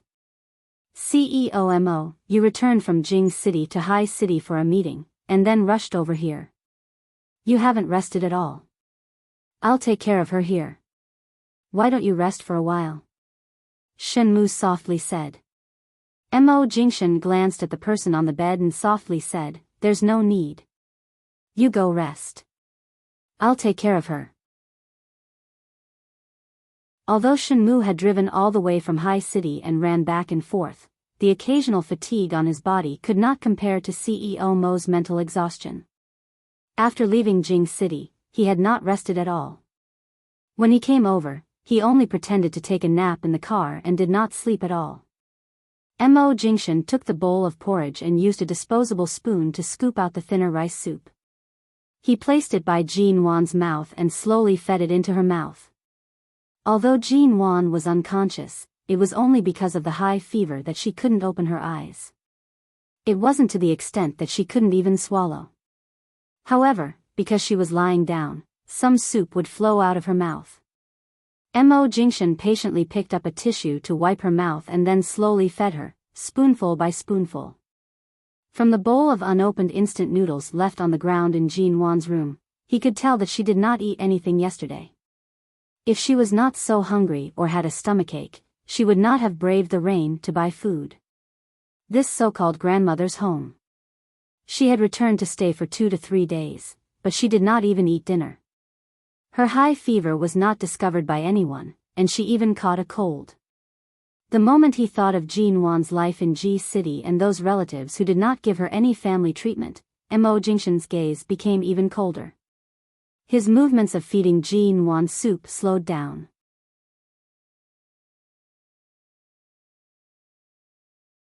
Chapter 623. You're awake? The man's voice came from the bedside. Jean Wan paused for a moment before her vision cleared up. She turned to look at the man dressed in a black shirt by the bedside. His shirt was slightly wrinkled, as though she had pressed against him when he carried her to the hospital. If you're awake, open your mouth.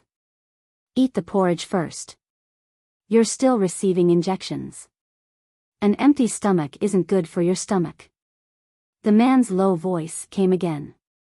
Jean Wan's gaze focused on Mo Jingshan. She was slightly confused. Where was this? Wasn't she in Ji City? Wasn't Mo Jingshan in Jing City? But, why was he here? Was she still dreaming, or was she not in Ji City? Although there were a lot of things in her mind that she didn't understand, she opened her mouth consciously and cooperated with the man's action of feeding her porridge. She ate a lot of porridge in small mouthfuls. She felt much more comfortable as her stomach was no longer empty. Half a bowl of porridge was fed to her. A moment later, Mo Jingshan stood up and returned. He helped her up to lean against the headboard, placed a straw in a cup of warm water, and brought it to her mouth for her to drink. Jean Wan had a fever for an entire night and was already dehydrated. After drinking a lot of water, she coughed several times. It wasn't until the man's hand patiently patted her back that she pursed her pale lips and raised her eyes to look at him with wide, round eyes. Why are you here? Mo Jingshan's expression was as calm as usual. When he heard her slightly hoarse voice, he brought the water to her mouth for her to drink. Jean Wan cooperated and drank a few more mouthfuls. As she was drinking, she heard the man patiently feeding her say mildly, if I weren't here, by the time you returned to High City, you would have already turned into a fool from a fever. Cough. Jean Wan raised her uninjected hand and glanced at the surroundings of the ward. This was the best ward in the hospital in Ji City. She then saw the sign of Ji City Central Hospital by the side of the bed and realized that she was still in Ji City. That was why Mo Jingshan had even come to a small place like Ji City. When did you come? Jean Wan struggled to speak in a hoarse voice.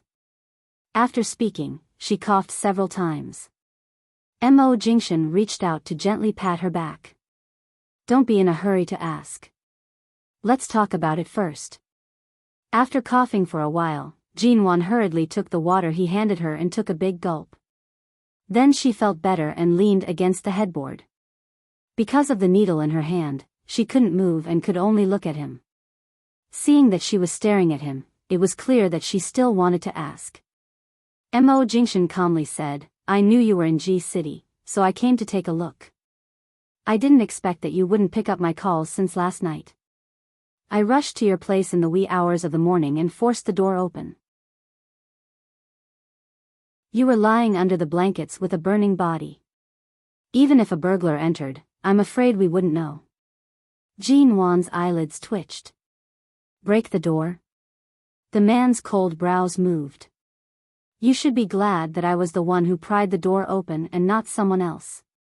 Jean Wan, as the CEO of America's Shine Group, not only did he come to this small city where even birds wouldn't shit, he actually learned how to pry open doors. Jean Wan lowered her head to look at the clothes on her body. She recalled the scene of her taking off her wet clothes and burrowing into the blankets yesterday and did not say anything. She glanced at the drip of medicine in the drip and glanced out the window. She hoarsely asked, What time is it now? Not even 11. Did you drive here? Or by plane? She could not imagine the scene of Boss Missouri flying to G City and then squeezing into a train with others to come to this small city. Driving. As expected, Great Boss Missouri would never squeeze into a train in such a small town. Although she did want to see this scene, she did not expect to see it. I originally planned to return to High City this afternoon, but I didn't expect to have a fever again. As Jean Wan spoke, she raised her hand to touch her forehead. However, she was already running a fever, and the temperature of her hand was not low. She could not feel anything. She placed her hand down in frustration and did not have the mood to continue arguing with Mo Jingshan. She only said, My luggage and computer are still at my grandmother's house. If I can leave the hospital in the afternoon, I still have to retrieve my luggage. Putting aside the current relationship between her and Mo Jingshan, she really did not plan on staying at her grandmother's house anymore. The sooner she could leave, the sooner she could. Even if she had to sit in Mo Jingshan's car, that would be fine. There's no rush. We'll talk about it after you've recovered. Right now, aside from a fever, you also have a cold. You have to rest for at least 2 days. Leave your luggage here first. Either call Shenmue to retrieve it, or I'll accompany you. Mo Jingshan watched her patiently. Let's focus on recuperating your body that easily falls sick in the cool autumn weather first. Everything else is secondary. Jean Wan indeed felt that her nose was suffocating. Previously, when she accompanied her grandmother to the hospital, the people around them kept coughing and sneezing. She knew that it was not a good thing. She had indeed been infected. She coughed once more and raised her hand to press against her aching throat. She rubbed her throat as she said, The place I stayed in last night was my mother's old room. I've already put away all the things in her room. I don't plan on returning to this place in the future. She couldn't tell if she wanted to vent her pent-up emotions or explain why she came to G City. However, after saying this, she raised her eyes only to see that the man only patiently patted her back and poured her a glass of warm water due to her sore throat. When he returned to the bed, he asked her, Do you feel better now? Jean Wan's eyes lit up. She didn't know what to say, but she didn't know what to say. Jean Wan nodded. Much better. At the very least, she felt much more comfortable than last night when she was drenched and cold from running back with an umbrella. Perhaps it was because she drank too much water after waking up. Previously, when she was asleep, she had been on an 4-drip. After just a short while, Jean Wan felt the urge to go to the toilet. However, she was too embarrassed to say it. Can I get off the bed first? Jean Wan asked as she looked at the remaining medicine in the bottle. Why do you want to get off the bed? She did not say it, but she was truly suffocating. She straightened her body and prepared to get off the bed. The man saw that she was clearly weak but still insisted on getting off the bed. He immediately saw through her intentions. You want to go to the bathroom? Jean Wan was silent. She had only just sat up. How could he see through her? Jean Wan did not move. The needle in her hand prevented her from moving. She lowered her eyes to look at the back of her hand, feeling conflicted about how she should go.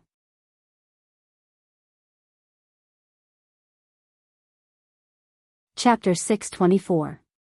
It was very awkward. Under Jingxin's amused gaze, Jean Wan could only raise her hand. I want to go to the bathroom.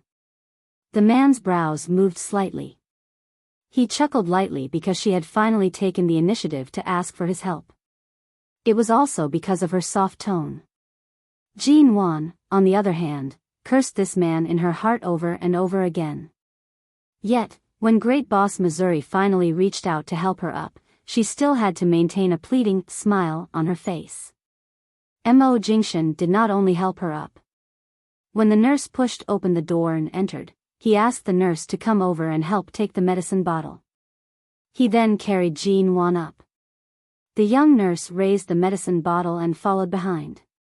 She watched as the tall and handsome man carried her into the bathroom, and her eyes shone with envy. When she saw him carry Jean Wan into the bathroom, she was so envious that her face turned red. It was rare to see such a good-looking man who doted on his girlfriend so much. Furthermore, this man's identity was not ordinary. From his dressing, aura, speech, and gaze, it was clear that he was not a simple person. He should be his girlfriend, right? Or a couple. Either way, the two of them looked so young. They were either dating or newly married. Otherwise, how could they be so affectionate? Even when going to the bathroom, he had to carry her. The young nurse raised the bottle outside the door and cursed silently. Finally, the bathroom door opened again. When Jean Wan was carried out, her face was suspiciously red. The young nurse instantly understood. Usually, patients who were hospitalized for injections because they were not feeling well often needed their family members to help them take off their pants when they went to the bathroom. Earlier on, this gentleman was most likely helping her take off her pants. This was clearly a common occurrence in the hospital. However, the two people before her did not seem to match the image of a patient being taken care of in the hospital. This scene, she did not dare to imagine. The more she thought about it, the more her maiden heart was about to overflow. After being carried back to the bed, the nurse helped hang the medicine bottle by the bedside. Jean Wan thanked her, and Jingxin nodded slightly at the nurse. The young nurse continued to leave with a red face. Jean Wan took another look at her cell phone, which was placed by the bed, but she didn't see anything else. She guessed that when Jingxin took her away, she must have been unconscious at that time, so he only took her cell phone with him. Everything else was still in that room. When she was there, the family couldn't wait to search her inside and out. Now that she was gone and suddenly disappeared, it was likely that many things in her bag would be searched again. I'll go back in the afternoon to get my things, Jean Wan said. What do you have?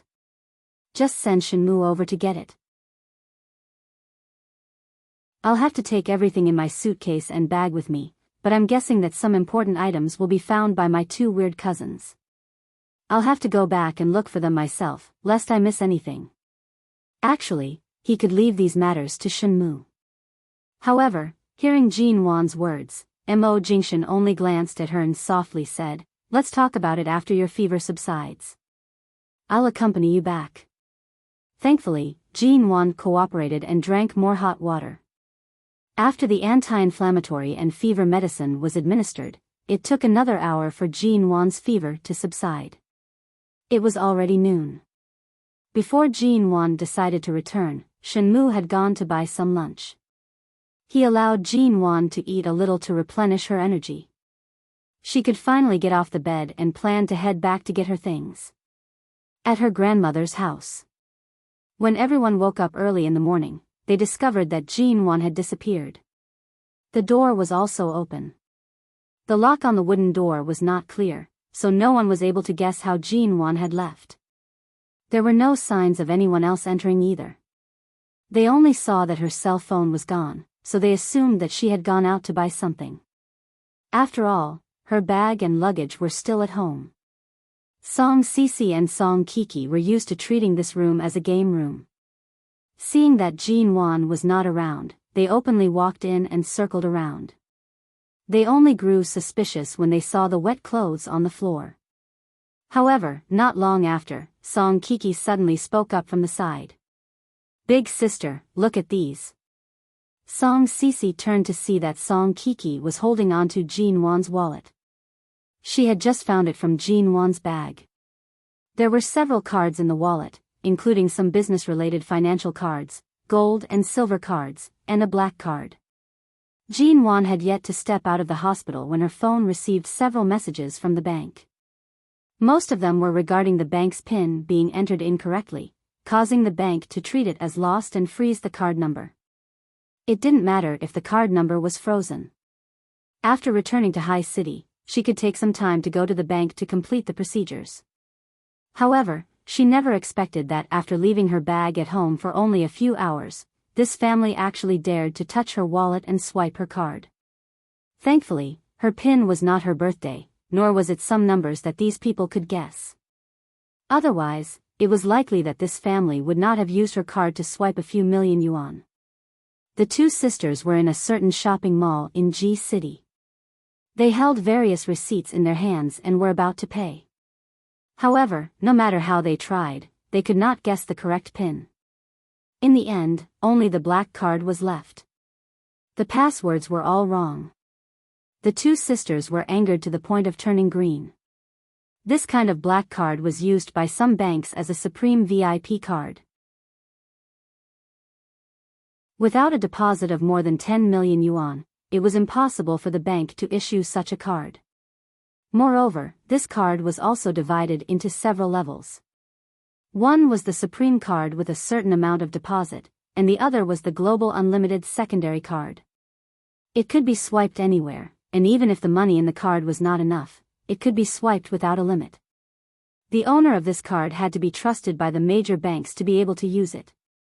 When they were at home, they specially used their phones to check online. Anyway, no matter what grade the card was, it was enough to prove that Jean Wan was really rich. Because of this, the two of them ran out with Jean Wan's wallet. Even if they did not know the PIN, Jean Wan's wallet still had her ID card. Originally, they wanted to take the ID card to the bank to withdraw money, but the bank refused because they were not the real person. In the end, the two of them took the card and ID card to various specialty stores to spend money. They bought a lot of gold, silver, diamond jewelry, branded clothes, watches, computers, cell phones, and a bunch of other things. They were all in a shopping mall, and then they took the receipts to pay. In the end, all the cards were used. Each of them had a chance to enter the PIN 3 times, but all of them were wrong. How could it be wrong? What's Auntie's birthday? Could she have used her mother's birthday as the PIN? Or her mother's death anniversary?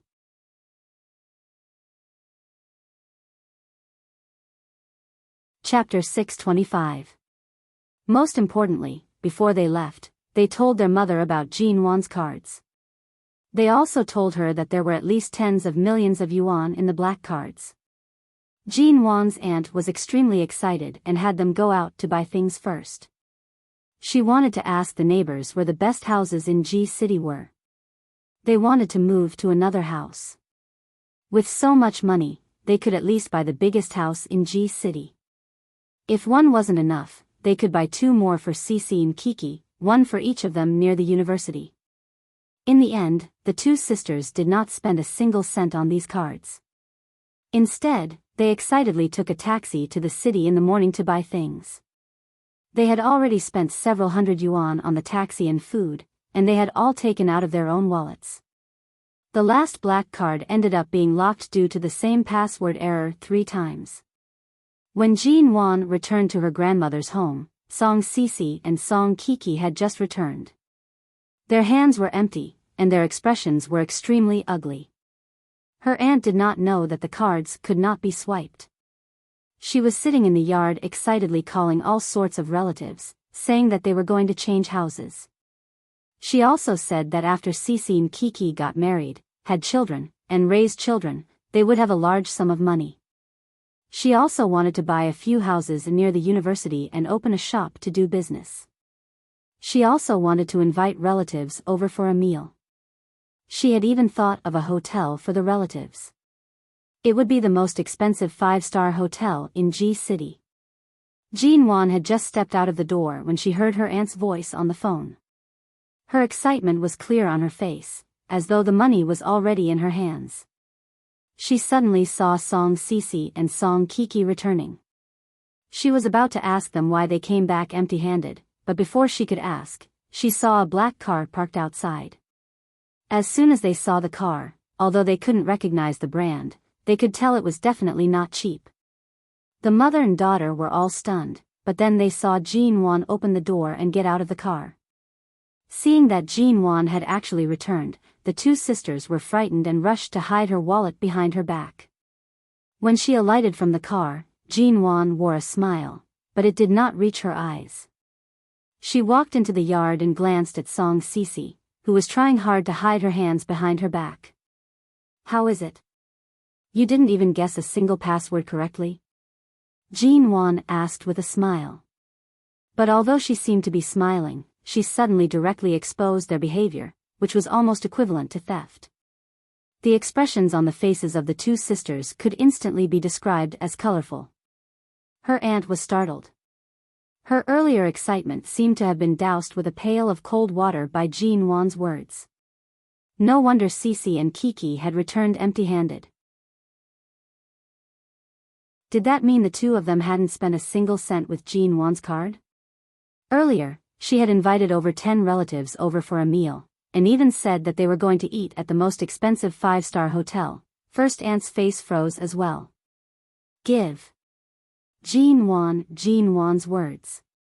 She smiled. Nguan Tang. She had already made herself clear. Song Cici's expression was livid. She held back her anger for a moment and suddenly took out her purse and threw it at Jean Wan. However, Jean Wan dodged it in time and caught the purse before it fell to the ground. Seeing Jean Wan's nimble movements, Song Cici, who had just swung the purse with brute force, was speechless. The two sisters' complexions were very poor, and the eldest aunt's expression was not much better. Seeing that Jean Wan's complexion appeared somewhat haggard, she did not guess that she had been in the hospital for an entire morning because of a high fever. She only thought that she had gone out to fool around last night. She immediately reprimanded her. "Since you're so rich, what's wrong with giving some money to your two sisters to spend? You've been back for 2 or 3 days. What have you bought for home? Those small gifts and trinkets probably add up to less than 10,000 yuan. That card of yours has at least 10 million yuan in it. You're really stingy to give such a small gift to your family." Jean Wan sneered. "Auntie, don't you think too highly of yourself? Don't you know why I came to G City? Even after my mother passed away, you didn't go to High City to visit her. Now that my grandmother is sick, I only came here to see her because of our blood ties. Based on our relationship, I'm already giving you face by coming back. The gifts and supplements I bought are also my sincerity. But I don't seem to owe you anything. Even when my grandmother was in the hospital 2 days ago, I kept a filial heart and stayed by her bedside to take care of her. Even if you want to nitpick, I'm afraid you won't be able to find out what I've done. How can you stand here and say that I'm stingy? Regardless of whether I'm rich or not, even a beggar on the street knows that if they want money, they have to bow down and thank me or show off their talent in singing and playing the eru. You're stretching out your hands, aren't you embarrassed?" Jean Wan directly raised the wallet in her hand. Her eyes seemed to be filled with mockery. "Besides, not only did you stretch out your hands, you even dared to steal my wallet. It's only because you're related to my mother that I didn't bother to call the police. Otherwise, I could have detained you and your mother for theft at any time. We didn't steal it." Song Kiki was frightened by Jean Wan's sudden toughness and coldness. Yesterday, Jean Wan clearly gave them some face on account of her mother and appeared to be tolerating it. But now, she even dared to call the police. Song Kiki carefully said, "You didn't lock the door before you left. My sister and I went in to help you tidy up the house. When we saw your wallet on the floor, we took it out to take a look. Anyway, didn't you promise to leave us 200,000 yuan? We were in a hurry to buy things, so we took the wallet and left. Besides, even if we took it, we didn't spend it, right? We didn't spend it, and it's all frozen. Jean Wan suddenly smiled at Song Kiki. Don't say that I didn't agree to that so-called 200,000 yuan. Even if I agreed, I'm afraid I wouldn't be able to take it out. Why? You're clearly so rich. Song Sisi was also anxious. She originally thought that they had at least 200,000 yuan to buy things. Jean Wan raised the wallet again and waved it in front of her. She was full of smiles. Why? Because the cards have all been frozen. Song Sisi and Song Kik's faces instantly paled. How is that possible? You always have cash on you.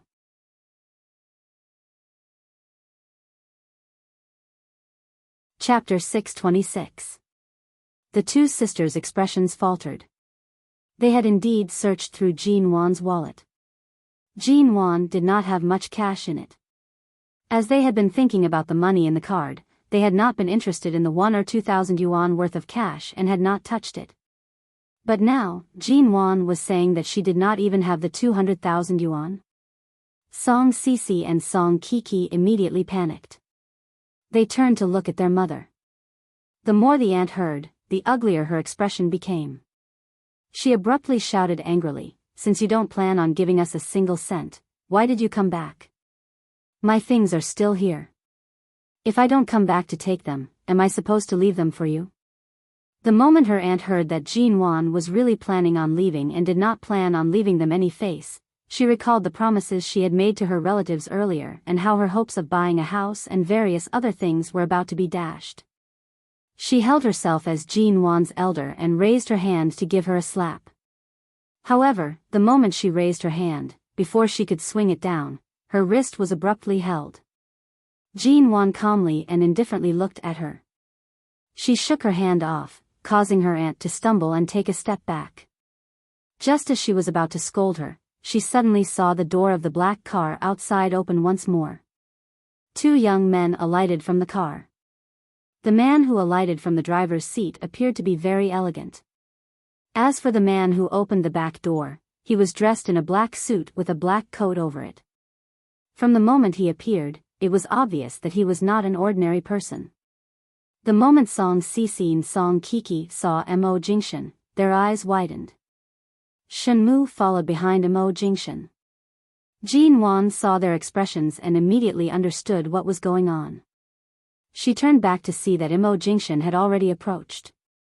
For this man to appear in such a small place, his aura was very different from the surroundings. However, it caused Jean Wan's heart to feel more at ease.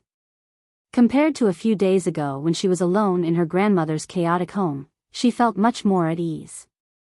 Although she did not wish to admit it. She felt especially at ease wherever Mo Jingshan was. "Miss Ji, what can I do for you?" When Shenmu was in the car earlier, he saw that this middle-aged woman seemed to want to hit someone.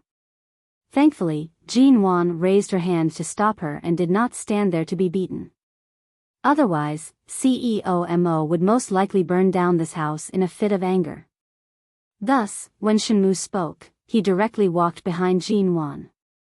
He was concerned and respectful toward Jean Wan, but his gaze was cold as he looked at the mother and daughter. His expression clearly showed that they were not to be trifled with and warned them to restrain themselves.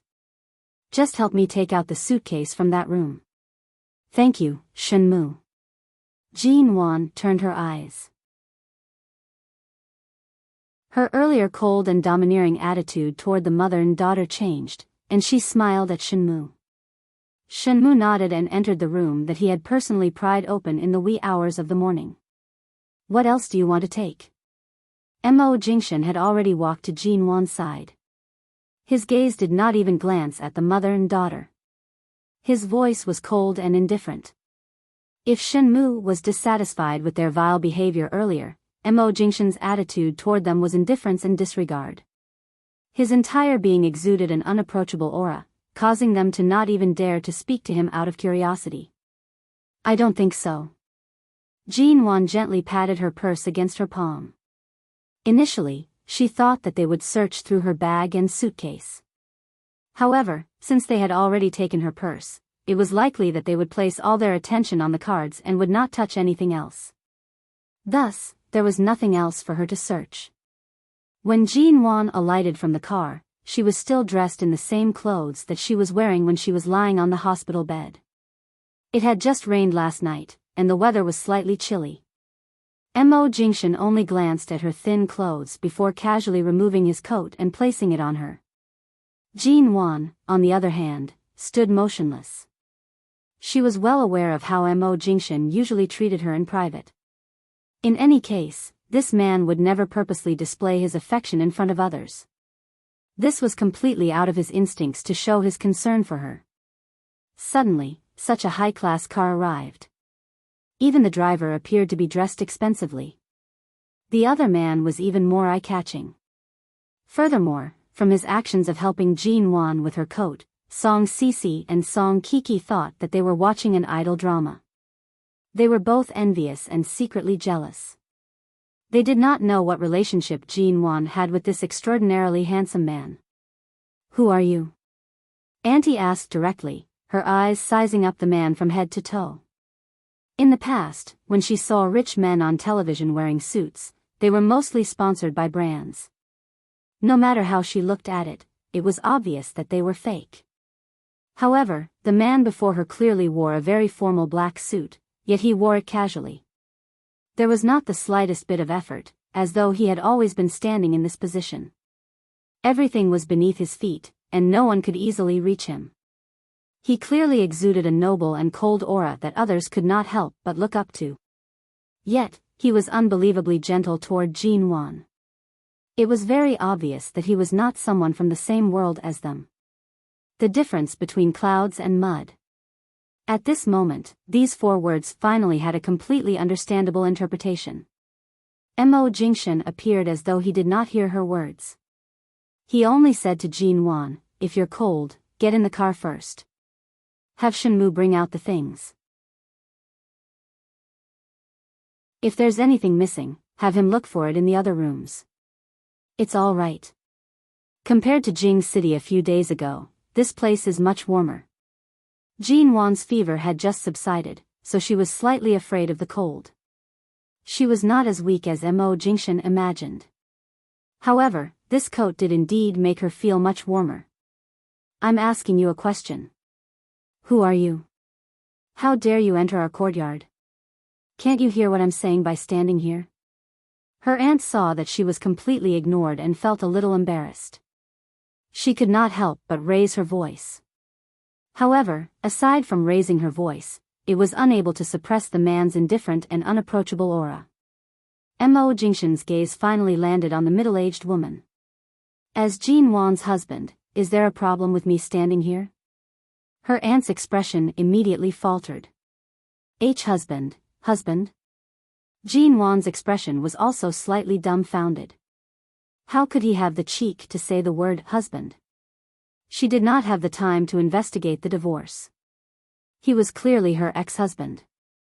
She did not speak and only secretly glared at the man from the side. Her aunt's gaze scanned Mo Jingshan up and down several times.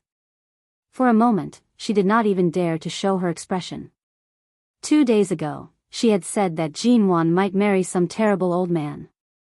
Her mind buzzed, and she felt as though her face had been slapped loudly.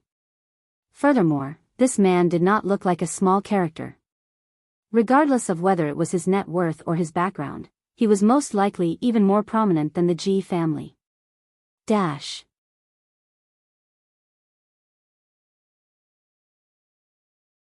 Chapter 627.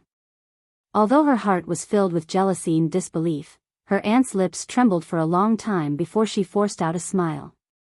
In order to avoid offending someone she could not afford to offend, and since she was still thinking about buying a house and the money, she forced a smile and said, "Oh, when did Jean Wan get married?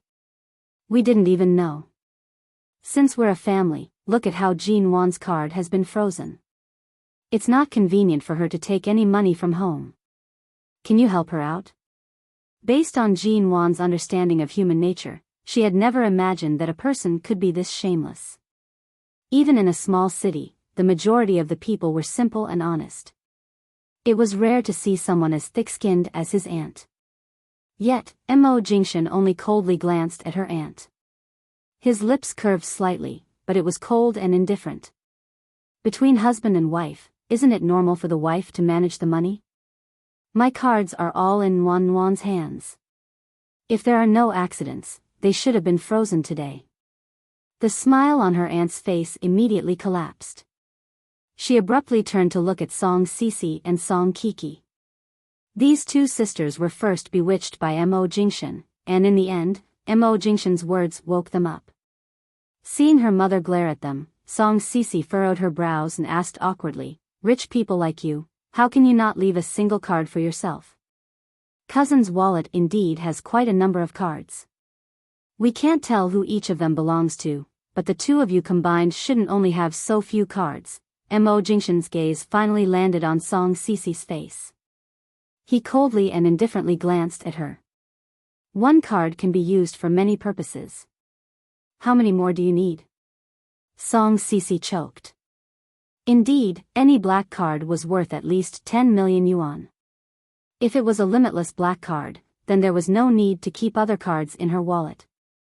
It seemed like these rich people did not need to use credit cards to get loans, nor did they need to keep other useless cards in their hands. One card was enough. Besides, the cards in Jean Wan's wallet were already quite a lot. But Song Sisi was still unwilling. She was even more unwilling that Jean Wan was actually married, and that her husband was someone who seemed to have walked out of a television show.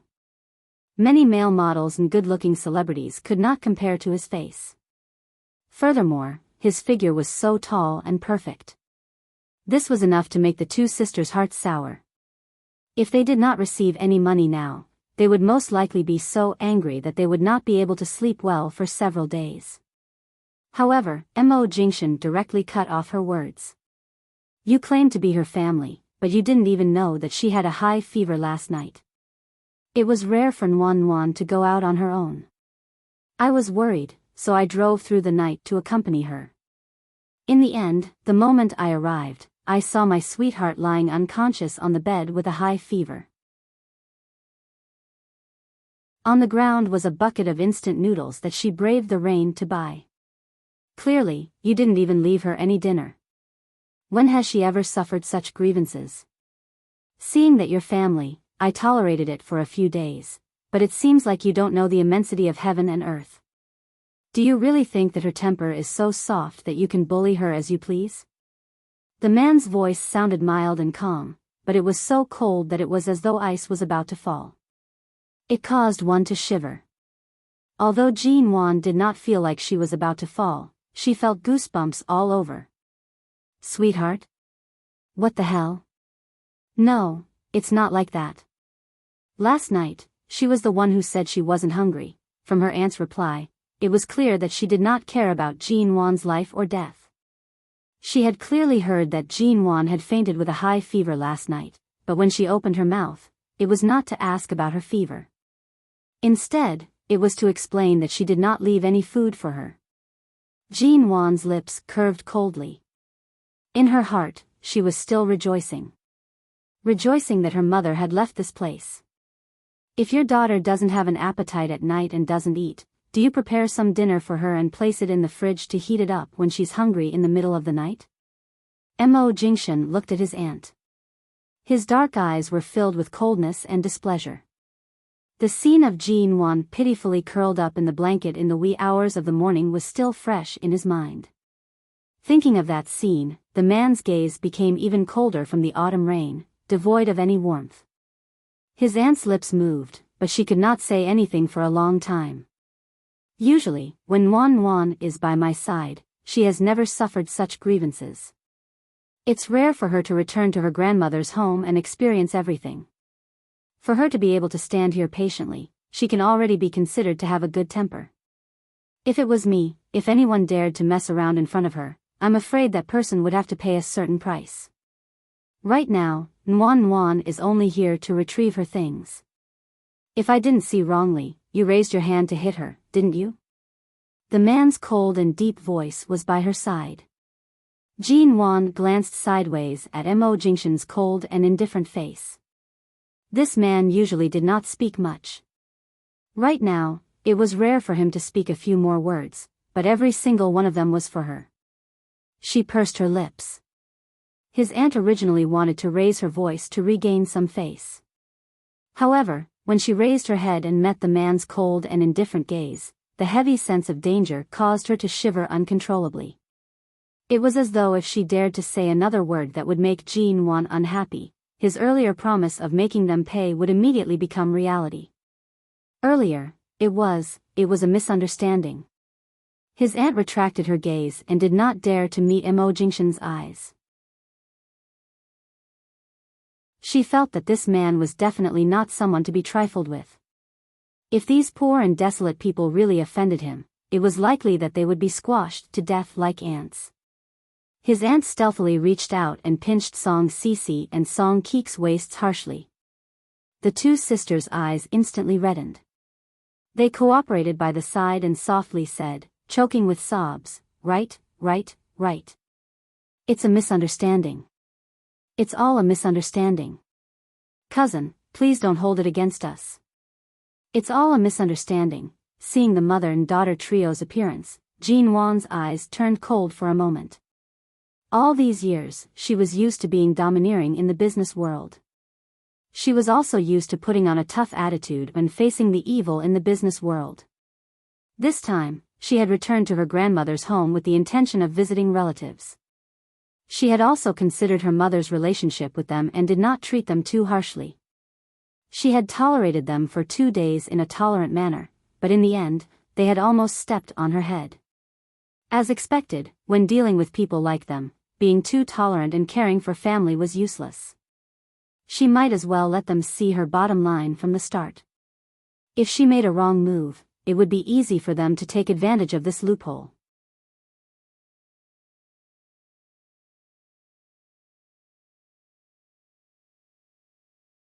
Then she went to the drawers and cabinets to see if her mother's belongings had been taken away. After making sure they were all gone, she turned around and was about to go out. Just as she was about to leave, she saw Mo Jingshan enter. Thinking of what the man had just said outside, Jin Wan glanced at him and was about to leave. However, the moment she brushed past him, the man held her wrist. Have you checked everything? Is there nothing left? Nothing else. You can leave now. Jin Wan's voice sounded calm, but also a little gloomy.